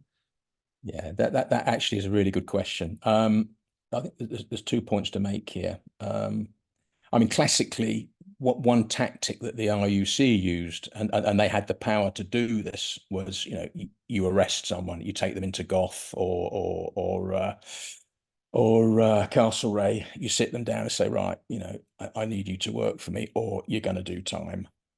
I mean, that's a very powerful tool. Now, we as soldiers, we as the British Army didn't have that recourse, but we wouldn't have done it anyway. From our perspective as professional intelligence officers, bribery doesn't work. Now, at some point, you might have information, you might hint at the fact that to apply pressure, but if you basically coerce someone into working for you, what's their attitude going to be? If I'm blackmailing you, are you going to be happy? Are you going to be loyal to me? Are you going to be my tried, tested agent? you're going to be squirming. You're going to be resentful. You're going to do whatever you can, either at the first instance to stop working. So, you know, you live in Camlock, or you live in Jonesborough, or you live in Newton Hamilton, you've always got recourse to go south of the border, and I can't get you then. You know, you can make distance, you can refuse to cooperate. Ultimately, what can you do? You could actually set me up as your handler with Pyra. So, you know, if I'm blackmailing you, I'm as an agent handler, I'm actually living a pretty dangerous life, because, you know, I am making you do something you don't want to do. If I want you to be my agent, I've got to have you 110% behind the project, working loyally, you know, knowing exactly what you're doing. So no, we never blackmail people. We, as I said, we might in some instances have implied pressure, but never to the point where we would get someone working against their will. Doesn't work. Interesting. Okay, so this obviously isn't like hard evidence or anything, but I do believe the person who contacted me. I got a monster, giant, big email off someone who, given the level of detail he provided, I do believe he was in the FRU. He wrote in response to the Ian Hurst interview. One of the things he mentioned, he said that they most certainly did use compromise, not only stuff that was true, like if I was actually cheating or so and so, but if they had the opportunity to make something look like they were doing something wrong but weren't in reality, that they would use that as well. So inventing stuff. Yeah, No. or like if something, if it might look, if you can make something look like you're doing X, Y, and Z, but you're not, and then use that as a compromise. The fella he told me he wouldn't go into any more detail or anything, and he didn't. But yeah, that particular person. No, I mean, put it like this. I've never heard of a case like that. And, you know, from the book, I ended up as being the IO, the intelligence officer, up in the headquarters for my third stint, just for a year. You know, I would have seen everything there. Never saw or heard that. It would be against, you know, just as I said at the very beginning. You know, we were absolutely adamant that we would get our agents out if they were compromised. That was non-negotiable. We would never, that sort of operation would never be sanctioned by the headquarters, and the ops officer there and the CO the commanding officer had to sanction everything we did. Okay, interesting. Okay. I don't believe that. And if we were creating something, or, you know, we didn't have the time to spend, you know, doing stuff like that. We were literally working flat out, running the cases we were running, and looking to identify recruitment targets, and then, you know, mounting operations to recruit them. I mean, we were working, you know, like all the covert agencies, whether it was the branch or 14 company, or, you know, we were working horrendously long hours, you know, quite often, you know, 6-7 days a week. So yeah, you know, we didn't have time for stuff like that, which I think would have brought very little anyway. Fair enough. Okay, so let's just say either you've recruited me or I've been recruited previous to you joining, but I'm a source who's assigned to you. How would like typically how would you go about contacting them to do a meetup, and then talk to me about the I've heard them called Spielberg productions, these big giant giant efforts that go into doing a meet, but doing it in a safe and secure way.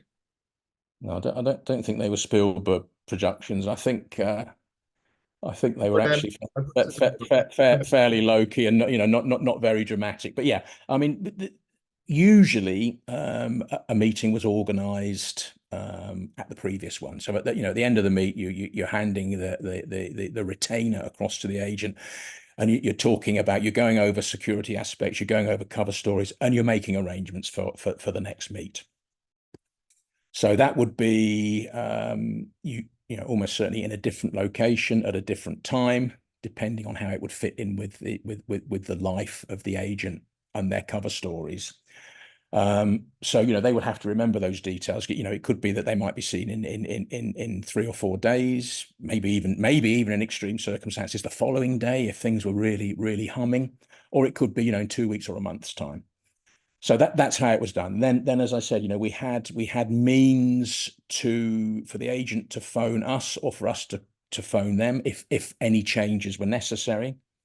But it would quite often be, yeah, the meeting, the details for the meet had already been made. So yeah, as I say, agent has to remember those.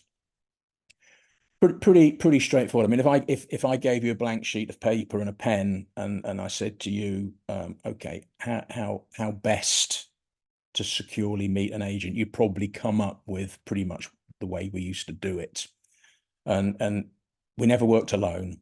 There was always at the minimum level, 2 cars, 2 operators, and one of those would be the handler. The other would usually be the co-handler. The co-handler would be giving cover, so making sure that visually the area of the pickup, as I said, never on the agent's doorstep, making sure that the area was clear. You know, there were no known members of any of the organizations visible, no police visible either, no police on the streets. Everything was calm.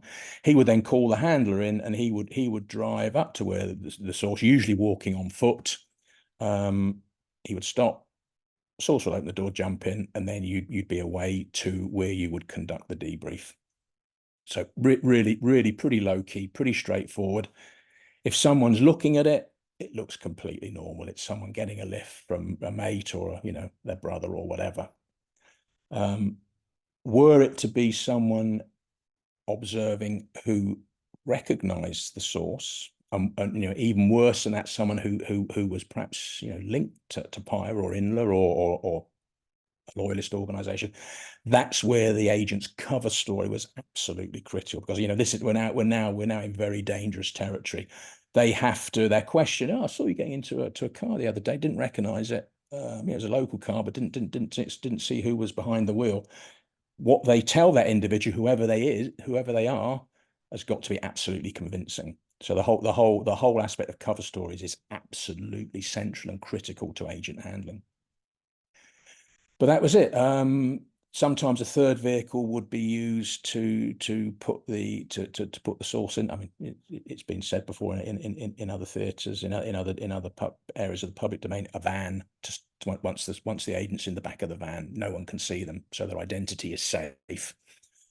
And then we take them to, in the old days, we would use debriefing areas a lot. So, you know, we'd actually go to a very quiet spot, sit in the car, and we'd go through the meeting, and the agent would deliver what product they have to deliver. That, of course, is dangerous, because if you're seen, then you're inviting interest. The branch, incidentally, were until quite late in the conflict way behind us in terms of sophistication of tradecraft. You know, even though this tradecraft is fairly straightforward and simple. And they use what we call DBAs, you know, quite late on. We had 2 options, though. Usually we would either return to Besbrook in terms of South Det, so that, you know, the headquarters there, and to South Det's offices, where we had a bespoke debriefing center, DBC. And this would just be a lounge kitted out, you know, made comfortable as army style. So pretty basic. And that's where we would sit. We'd be protected. We'd be completely safe. You know, everyone could relax, and then we could talk there, you know, for however long is needed, however long the agent can cover in terms of their cover story. We also had debriefing centers out in the community. So, of course, you know, usually considerable way away from Besbrook, and always, of course, in safe, generally loyalist areas. And these were safe houses, you know, for want of a better word. And we could sit and relax there as well. So that, you know, the safest, best option is DBC in Besbrook Mill, safe house out in the country, or in extreme cases, we could use a DBC somewhere else. So, you know, I mentioned already the one in Palace Barracks that was used by East Det. We could, if we needed to, use that. Very good. And then then at the end of the meeting, the process is the same. The drop off is a reverse of the pickup, but of course, 99 times out of 100 in a different area. And then the source of return, you know, back down onto the patch, down onto the border area. They go home, and you know, again, 999 times out of 1,000, there'd be zero problems. No one would question where they'd been or why they'd been away. And if they did, you know, you know, the cover story becomes second nature. So absolutely safe. You know, and in this way, the FRU had cases that had been running, you know, multi-year. So this was our big thing, and this was the thing that you could say to you know, during that recruitment process. You know, you work for us, you're going to be 100% safe. You know, we are so professional that we're going to be looking after you. Once they start working, they will see that, you know, as they routinely meet. So you know, it's sort of it's self-reinforcing. Okay, yes, I do remember an occasion in the book where in order to signal to a particular source that a meet was needed, because it wasn't that regular of a thing, that there was particular sticker, a colored sticker, like put in the window of like a Saracen in the town or something, right? Yeah. In the big central Sanger in Crossmaglen, Baruki Sanger. This would have been an instance where the agent had perhaps no telephone at home. There was no safe way to reverse contact them. But of course, you know, in a small town like Crossmaglen, everyone usually at some point during the day would be in the town. And you know, central there was the town square. They would pass through it, you know, or go to a shop around the square, and they'd see that. And this was, you know, this was one of the things I loved about being, you know, throughout my career, you know, my whole career, and in the sort of, you know, the human side, you know, you could always use your imagination. There were always, you know, every problem had a solution, and you know, there was no limit to the use of your imagination and you know, what you could do. And you know, you think about it, that's actually a very clever but so simple and completely safe and secure way to get a message to an agent. You know, probably, I mean, some people would have noticed, oh, there's a black square up in the window again there. Most people probably didn't even notice it, and those who questioned it thought, well, you know, I wonder what that means. The smart ones might have said, well, you know, crikey, this is, you know, I'm sure that some of the old pirate boys were able to identify that was us signaling to an agent. But you know, psychologically, think what that does. So, you know, you're in an ASU in South Armagh, provisional IRA. You see that, crikey, you know, there's an agent down here working against us. Who is it? And this was, you know, this was one of the greatest psychological weapons that we had at our disposal. You know, the other side, the passive side of what we did, us as Force Research Unit and the branch. The very fact that Pyra knew that we were working against them, that we had agents running in their ranks. I mean, the psychological pressure and damage that did, absolutely phenomenal. You know, who was it? You know, I'm at the Cayley on a Saturday night. I'm sitting next to someone. Bloody hell, you know, is this guy the agent? What does he know? What is he in the organization? Is this guy going to get me killed? Does he know something that is going to lead to us, you know, being shot by the SAS or, you know, arrested at a vehicle checkpoint? I mean, phenomenal. And I think this, you know, this is undoubtedly one of the reasons. I think this is the key point. You know, this is, if I said nothing else today, or people take away no other message, what we did and what the branch did was absolutely instrumental in bringing peace in the province, because the realization came to you know, the guys like Jerry Adams and Martin McGuinness, the, you know, not the Armalite boys, the ballot box boys. You know, they realized that they could not win militarily. They were so compromised, as were, you know, even more so the loyalist paramilitaries. They were so compromised that they knew they could not win. And every single agent who was resettled, sadly, every branch agent who ended up dead on the border, every recruitment operation that was unsuccessful and you know, and was reported to Sinn Féin and appeared in Amphobe Act. The implication of that was, crikey, this is unsuccessful. What about the successful ones that we don't know about? So yeah, absolutely phenomenal. You know, these were guys, these were not Islamic fundamentalists who wanted to become martyrs. You know, no one in the Provisional IRA, I would suggest, wanted to die. And you know, this was a message that was very loud and clear. There are agents operating that might lead to you one day dying. Okay, again back to the meet. Mm. How if you're going meeting me to debrief me, how well armed are you on your person and in your car, and again your support staff as well?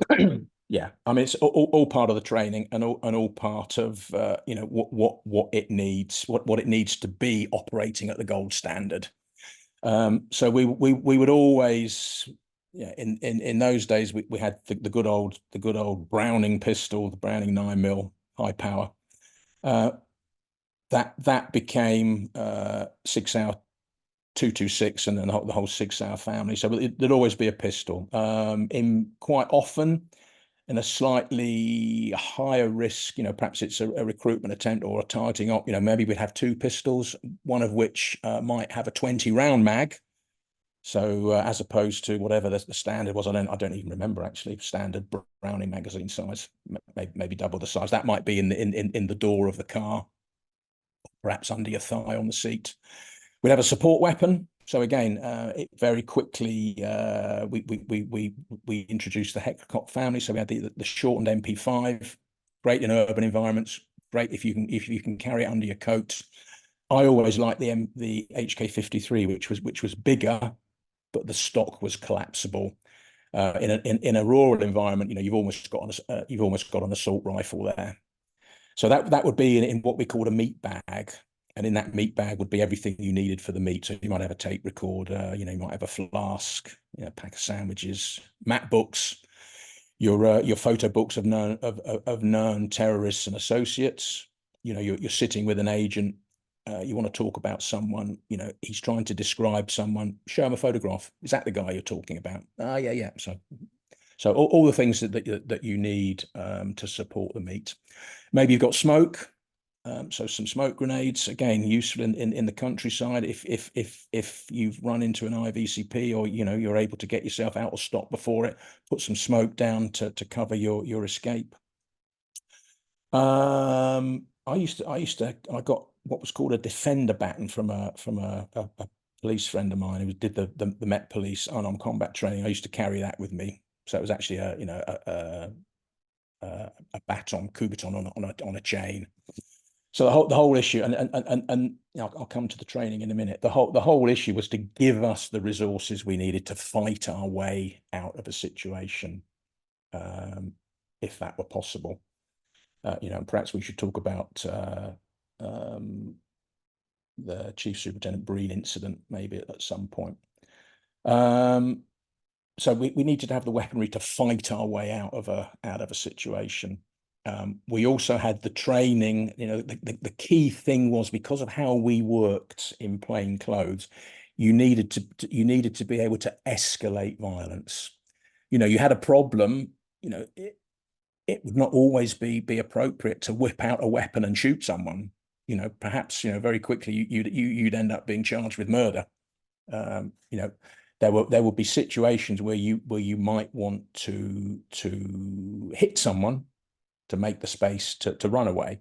So that's why during training we spent an awful lot of time on the range. We also did a lot of unarmed combat training, and that got more. You know, we introduced better training within the unit. So we had a whole wide range of potential response issues. That's what I'm saying. Can you talk to me a bit about the vehicles? You went to a little bit of detail in the book about how like an FRU vehicle would differ from from a normal kind of one being used by security forces. For one thing, I knew they were all wired for sound. You said they were all they all had a video recording too, right? No, not in the cars. I mean, compared to 14 company vehicles, our vehicles were very basic. We didn't have armor. We didn't have automatic smoke dispensers or any of that sort of stuff. So essentially, what we were using were the typical cars that would be used in the area we were operating. So Easted in Belfast would probably have slightly more sexy cars. We would have the types of cars that your average farmer was going to be driving in South Armagh. Obviously, we didn't want brand new, really sporty looking cars because you would stand out even more than you might do otherwise. The only requirement was that they were obviously mechanically sound. But apart from that, apart from having covert secure comms fitted, they'd be absolutely unremarkable and no different from the car next to you in any car park. Interesting. I tried. I think maybe what you think about. I trialed a device that would pick up if a sea searcher magnet with an undercar booby trap had been placed on the car, but I don't think that ever came into service. Okay, interesting. So to use the phrase, but bog standard cars. On the note of the audio recording, it's interesting. Ian Hurst brought this point up in his kind of critique of Operation Canova, and now obviously we've only seen the prelim, and I'm sure even the full one wouldn't go into this type of detail. But like, if those cars were tape recorded, then I mean all the meets with SCAP should be on some kind of file somewhere, and there was kind of no reference. That was actually, I think, Hurst's biggest critique of the whole thing. There was like absolutely no explanation as to what forms. Did they look at his SB50 forms? Did they were they looking at Misers, like the paper trail that should exist, and of course these like tapes that should exist of SCAP being debriefed all these times he was. Well, there's a couple of points there. I mean, without being drawn too closely into it. I mean, the only way anyone could get a comprehensive view of any army agent case was to look at the contact forms. So what I described right at the beginning of the podcast, if you like, the story of the meet. If you don't have access to those, you're really flying blind, because that's the only document that warts and all will include everything, issues of security, issues of case development, issues of personal factors affecting the agent, plus of course the intelligence itself. If you don't have those, you've got no idea how the case is being run. Now, what the branch had, I don't know. The SB50 was their version of the Miser. So if you like, the military intelligence source report, the report that went out from each meet at a number of different levels that described the intelligence the source had provided. Talking about tape recording, no, our cars were not fitted with tape recorders. We as handlers would tape record the meet. And that would be because when we were writing the contact form, we might need memory joggers, on a specific point. That's where the detail would lie. So to remind ourselves, those tapes would be reused at the next meet or wiped clean. Latterly, debriefing centres, certainly the ones in barracks, were fitted with tape recording, and I think latterly they actually had video as well.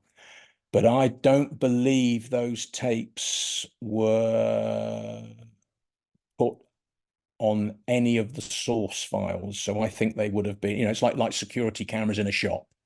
They would be re-recorded over at some point. Some shops might keep them to do the shoplifting for a month, or maybe it's a week. So, or perhaps some tape over them immediately.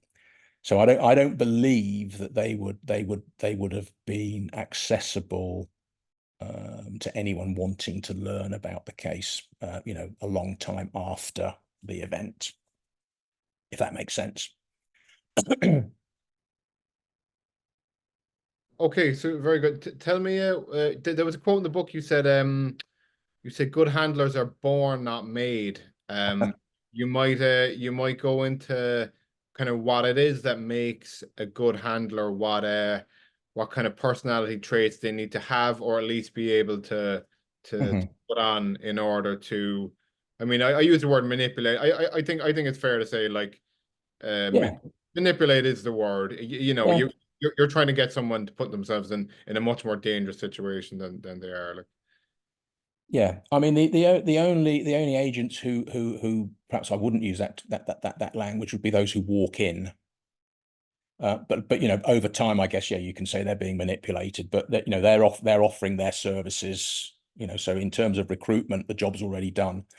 Yeah, I would say, yeah, agent handling, it's not a science, it's an art. So, that obviously gives you, there's a greater number of factors and there's a greater number of issues, where there's perhaps flexibility involved. But a good agent handler is only going to be someone who can establish a relationship with another human being. So, you can't be a wordless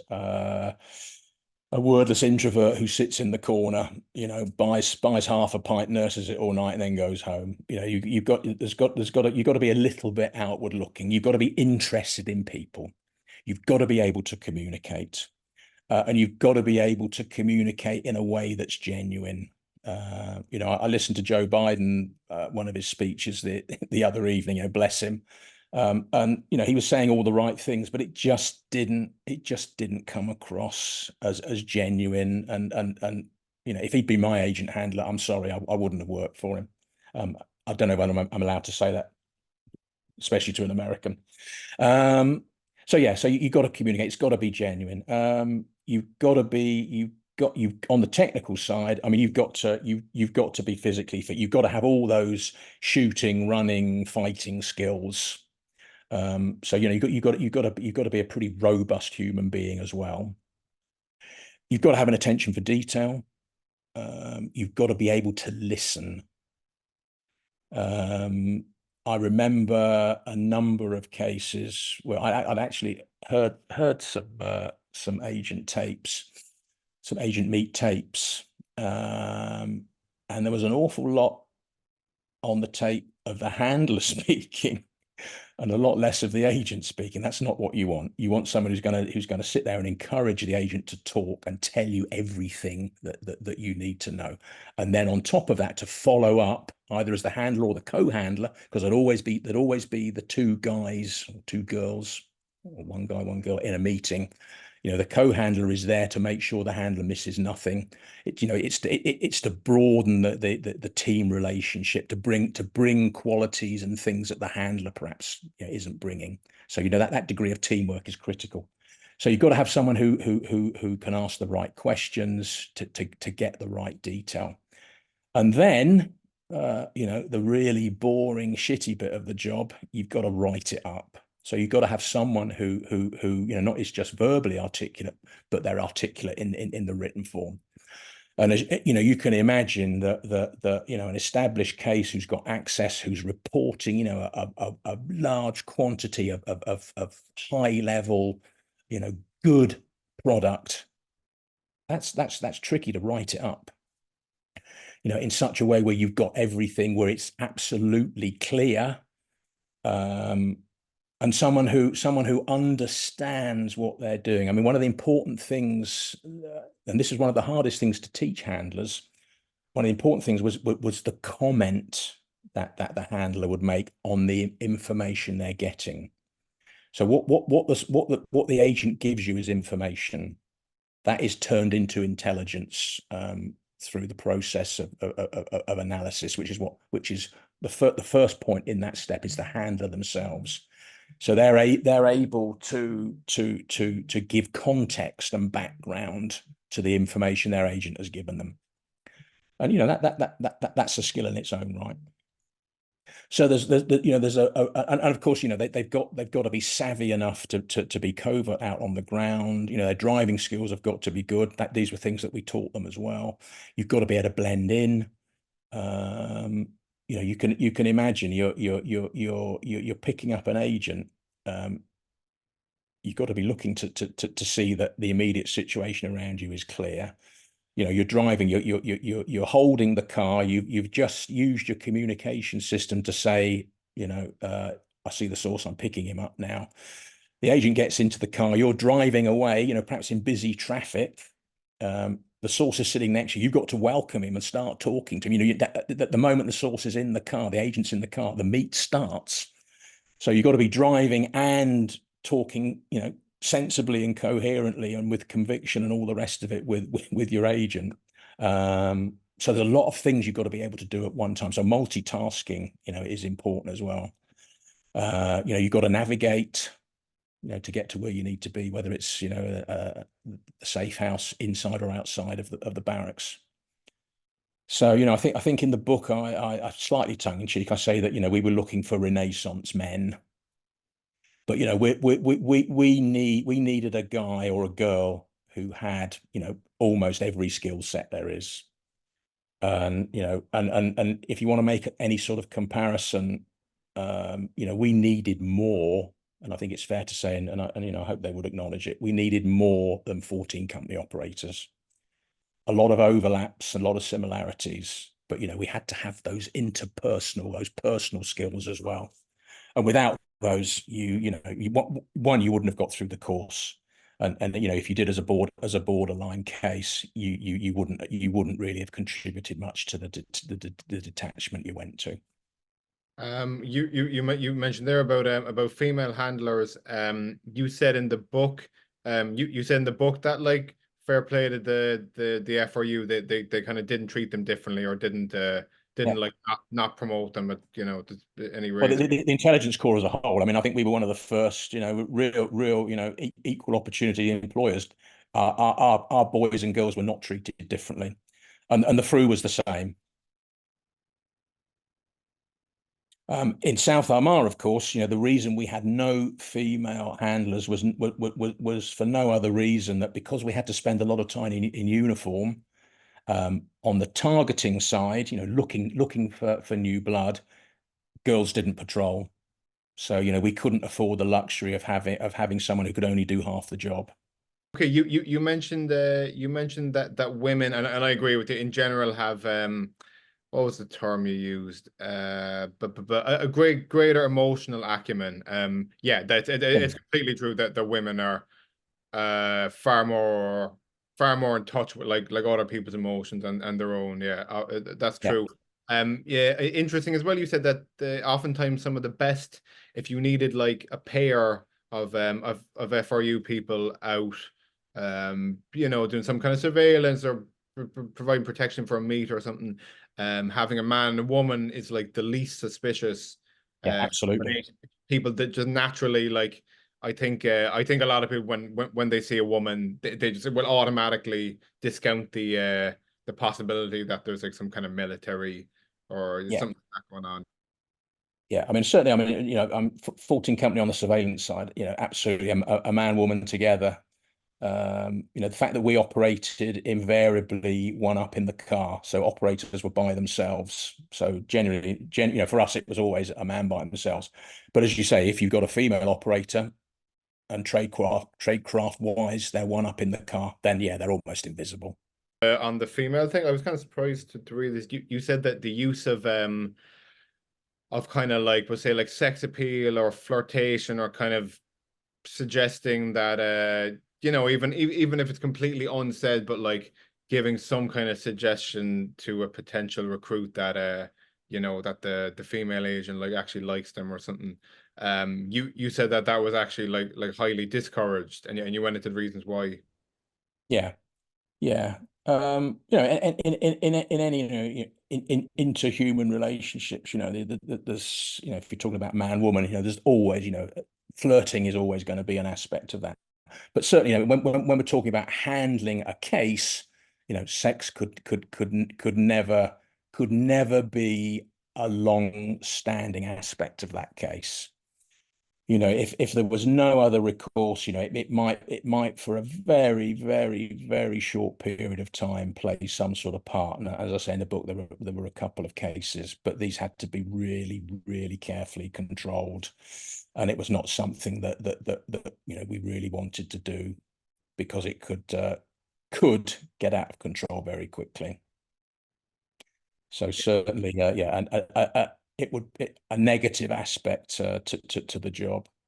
Right. I was gonna say, like, it would probably work great maybe like in the initial stages to get some kind of horny young fella to sign up if he thinks that, like, the attractive woman likes him. But then then you're kind of you're just deferring the break off, because, like, I mean, unless she's actually gonna go ahead and have be intimate with him, which I'm sure you couldn't do. It's either that, or he's gonna hit a point where he's like, Jesus, she's just kind of stringing me along, and then you get bitter and stuff. Yeah.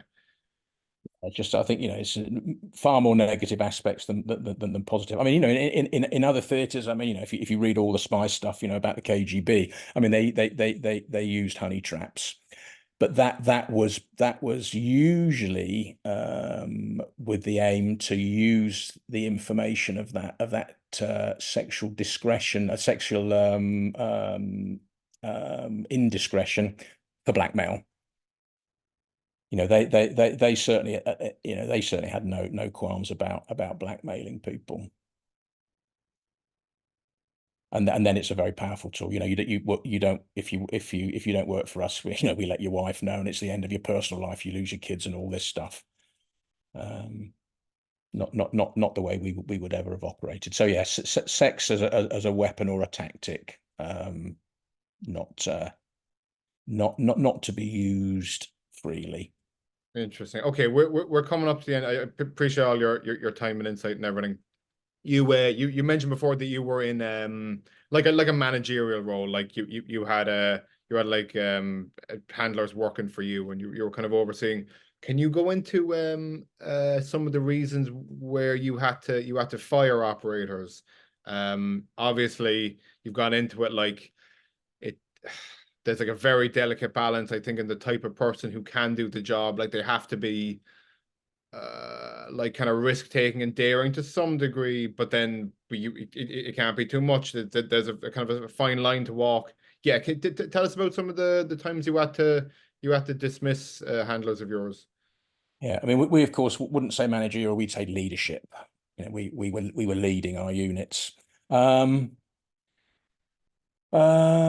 Yeah, I mean, the first thing to say is that, to have got through the course,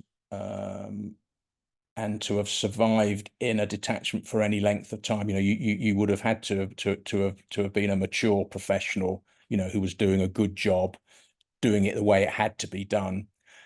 So there was that. On the other side of the equation, as I hinted at earlier, we never had enough operators. So for a guy to be sacked from the unit, it would have had to have been for a pretty extreme reason. And I think I personally, unless I'm mistaken, I think I only got rid of one guy. And that was because of some of the things that he was basically, I think, trying to do rather than not doing. And I think in the book I say that he went up to speak to the CO to get his plane ticket home, and actually he offered him a job with promotion within the unit. So that was yeah, I think I make some comment about masonry or something. It's something a bit flippant, but yeah, no, I found that there was a case in the detachment while I was working as a handler. In fact, it was after that warrant officer had gone and the first officer commanding the deck came in. There was a guy who was sacked because of the fact that he's with a female source, and they'd stayed out on the ground longer than their cut-off time. And 2 and 2 was put together, and he was sent home. But it was really, really rare. And again, I made the point about one of the legacies of the unit was peace in Northern Ireland. One of the other key factors from my experience was that, you know, I worked with some really, really superb individuals. They were first-rate guys. They were guys who you really enjoyed being with, who were very professional, and you know, who worked ridiculously long hours in unpleasant and tough conditions, and ultimately, you know, potentially very, very dangerous conditions. And they did that with generally with no fuss and no nonsense. So yeah, sacking people, that people getting sacked was very, very, very rare indeed. Just an interesting snippet in the book. You mentioned once that that you were dealing with, or someone in the FRU was dealing with sources who were a couple. It started off that the fella was recruited, and then, you know, he either told her or she found out, and then his partner also got taken out.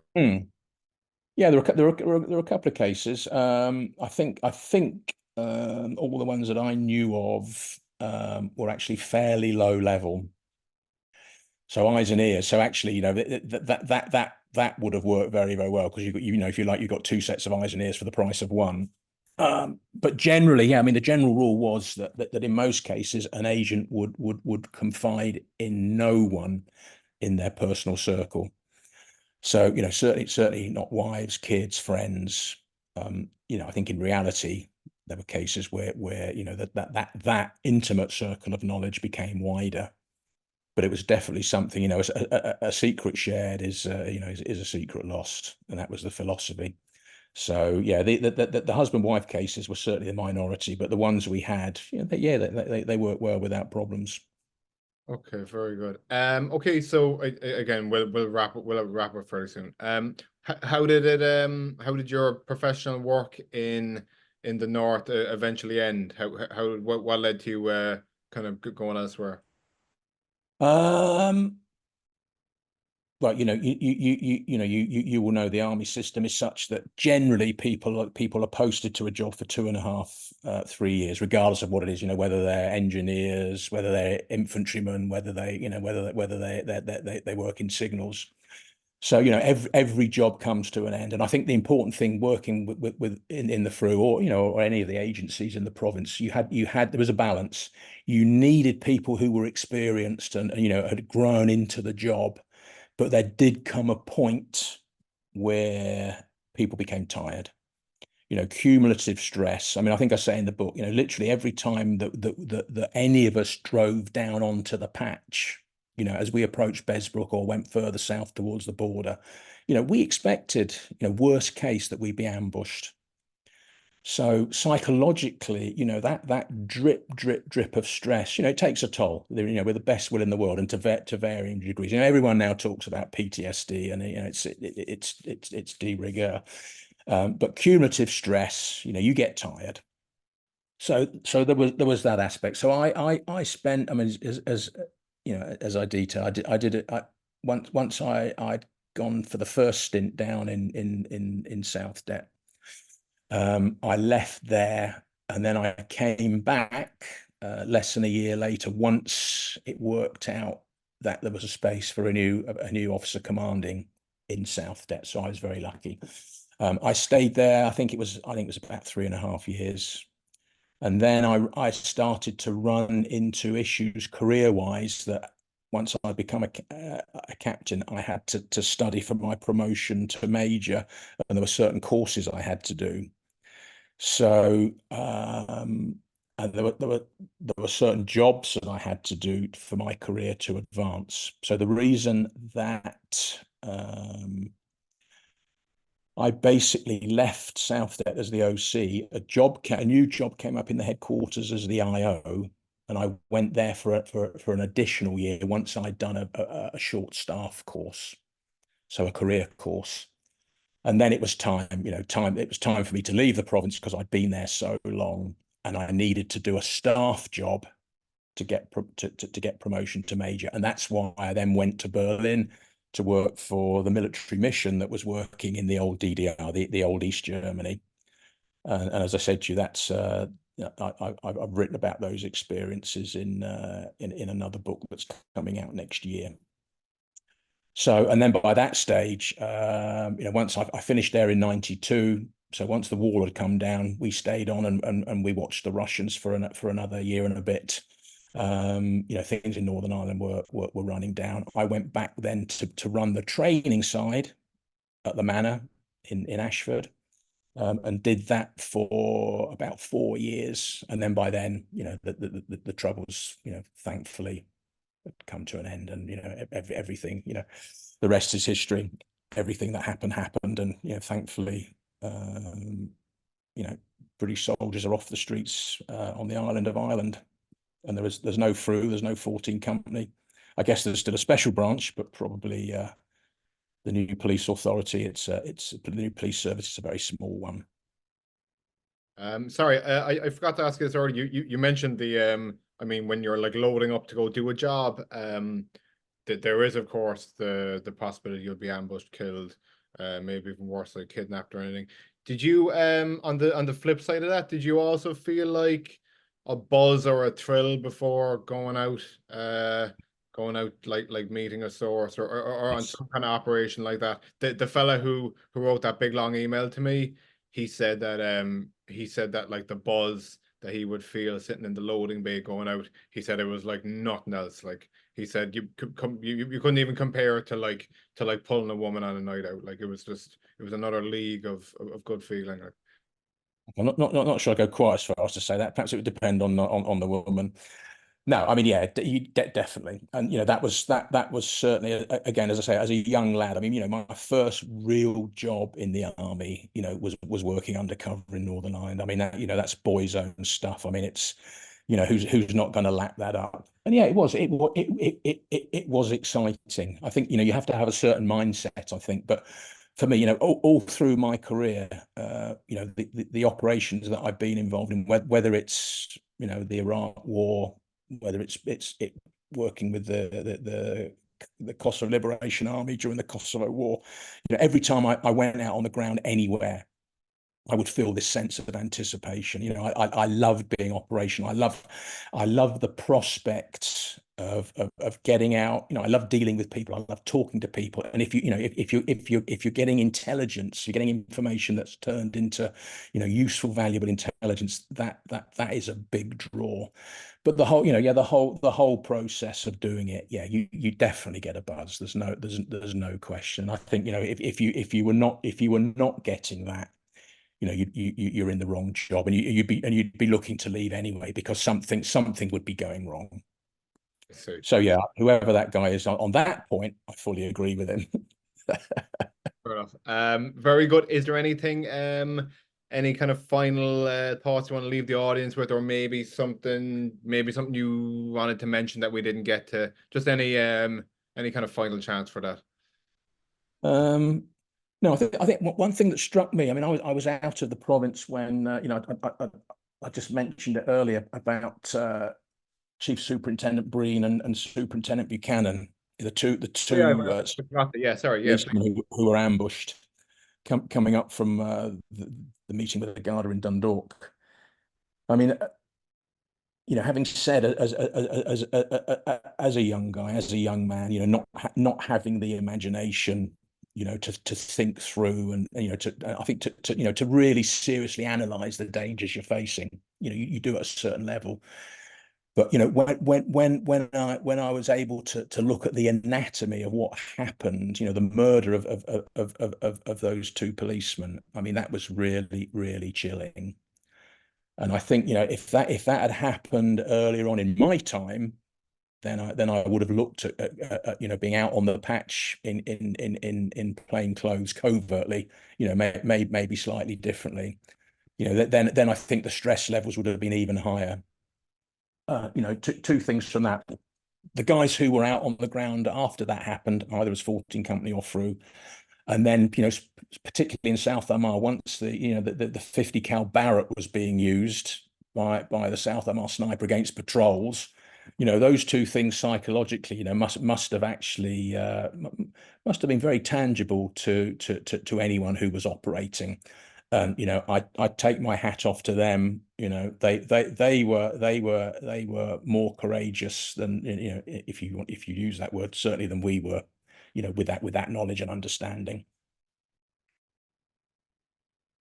Chilling. I mean, that incident was really, really chilling. There were, as those two guys got into their car, the moment they drove through the police gate in Dundalk, they were dead men. Pyra had every route that they could have used sealed by large killing groups. I think the one that got them was, a dozen guys. There must have been 60 to 80 operators, Pyra operatives out on the ground that day. And that is chilling. That's big boys rules. Of course, I was going to say that's a case I'm not too. I've heard about it, read a little. It's one I'd probably like to do an episode at some stage. But was that the one where it's like very strongly suspected that a guard helped out the IRA? Yeah. Yeah, I think whatever final report was put out, I don't remember when or how it came out, but I believe that it's somewhere on the internet. That was the tentative conclusion. Yeah, that there'd been a tip off. I was going to say a similar. It must be scary to see that, but also at that funeral, the funeral of someone who was killed by Michael Stone at another funeral. When the two, I think they were corporals. They were two army guys. Drove into the middle of it and then experienced a very, very terrifying type of death. I think it was a funeral of some one or more of the operatives who were the Pyra operatives who were killed in Gibraltar. That was the one that Michael Stone attacked, and then this was a funeral for one. I think the Stone attack was after that. But anyway, the two corporals, Howes and Wood, they basically I think the conclusion was they were just doing some sightseeing. One of the guys was handing over to the other guy, and he was just showing him the patch. And they hadn't been briefed or hadn't checked what was going on in West Belfast, and it was the day of this particular funeral or funerals, and they drove into it. And it's you can read something, and it can be frightening and scary, but when you see it like that on TV. I mean, I was actually out the province doing this short staff course that I mentioned before, and when I saw that, just I mean, that's hard edged. And the sad thing was that had they been FRU operators, that wouldn't have happened, because the guys, one, wouldn't have been in that situation, but they had the skill set to get out of that situation unscathed. The point at which Howes would stop their car and then pulled out their pistols, they were not going to escape that. And very that is the mob at work. A group of normally rational, ordinary people. They can turn into a monster like that. And what happened was graphic. Yeah. Okay. Sorry to go into it. Like, what would your advice be to them? Like, just to not stop the car at any stage. Don't let the crowd surround you. Well, the first thing, I mean, if you see a situation like that, if you can reverse out, then reverse out. But we talk about pistols, heckler cocks. Your best weapon is your car. As soon as you stop the car and try to get out, then you've abandoned your best weapon. And they were in a situation, it was literally life or death. And had I been in that situation, I would have been, I'm afraid, using the car to make space, even if it meant hitting people. And I think I'd rather be convicted of murder and be in jail than be dead. Yeah. No, of course. That old expression, better to be judged by 12 than carried by 6 or something. judge in a Diplock court. And and if you take your pistol out, I mean, it's it's Hollywood stuff. You waving your pistol around as a threat. No, the one thing that we were all taught, and the group would be no different. You only take your pistol out if you're going to use it, and that means you're going to shoot someone, and you don't shoot to wound. You shoot to kill. So once that pistol was out, unless they were shooting to make space to escape, then again that was sadly a big mistake. All you're going to do is whip up the crowd. The first shot, yeah, they don't know whether you're serious or not. But once it's clear you're firing in the air, then they're not gonna. The braying mob will not back off. They will look to get those guns off you. Thank you very much. Now, everything you've shared, we've gone near 3 hours. Me and I'm sure I can speak for the audience. They appreciate the level of detail and insight, and how deep we're able to drill into it. That's exactly what we want on like long content. So again, I'm pleased to hear that. It's my pleasure. I mean, yeah, I think we covered a lot of ground, and we went into quite a lot of detail. And I hope, the last word from me. One thing that has frustrated me intensely about particularly the Force Research Unit is the amount of rubbish that has been out there, particularly on the internet. The internet, bless it, is a great source of information, but it's a menace as well, and a monster. So yeah, I think there's certain things that need to be corrected. So hopefully we've done a little bit of objectively informing whatever. So I'm pleased to have done that. That's one of the reasons, we didn't talk about that, but one of the reasons why I eventually sat down and wrote the book. I wanted to set the record straight, and some of the conspiracy theories out there are just absolutely ludicrous. And they can do a lot of harm. So it's right, if they can be put to bed, that's good. And I think. Now if you look at the media, you look at today's armed forces, not just in Britain but elsewhere, it's a different public attitude. The army now is really, particularly the army, is very well regarded by the media. It's very well regarded by society. I've always felt that all those the 200,000 guys who served with the British Army in Northern Ireland. I think that's the figure. It's like the Korean War. They're a forgotten group of dedicated professionals who risk their lives, with the hope of doing good. And I wanted, and particularly, the Force Research Unit operators that I served with, who went before me and after me. I think it's time that they got recognition, not just being slandered and libeled for things that didn't happen. It's time that they got a little bit of credit and kudos for the good work they did, for the positive things they did, and as I say, not least of all, being a big part in contributing to a lasting peace in Northern Ireland. I see. And it's also something I wanted to give to my kids. So when I sit there and I tell them some boring stories, they has a bit of context for them. I got you. Very good. Like you said, you've written other books. I'd love to have you back on at some stage, even to talk about more stuff related to Ireland or others. I'd love to speak again. Let's do it. I mean, yeah, but if I can do it and you want me to do it, be more than happy. What I'll say to you is that I mean, I listened to you with Richard O'Rourke and his book, and what I particularly liked, he was a member of the IRA,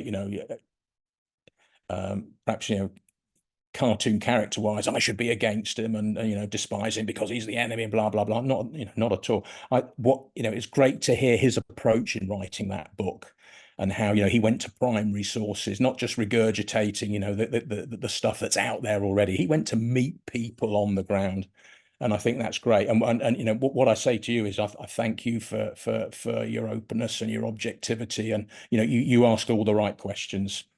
So, you know, that for me, that's great. You've given me an opportunity to say, you know, some of the things that I would have liked to have said, and, you know, perhaps didn't come out in the book, or, you know, sometimes the spoken word is more powerful. So, you know, I thank you, John.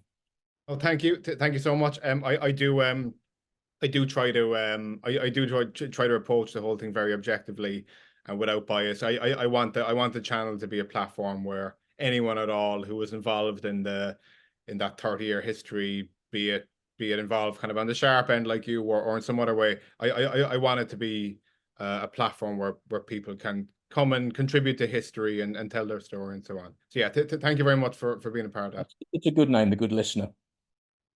Thanks again.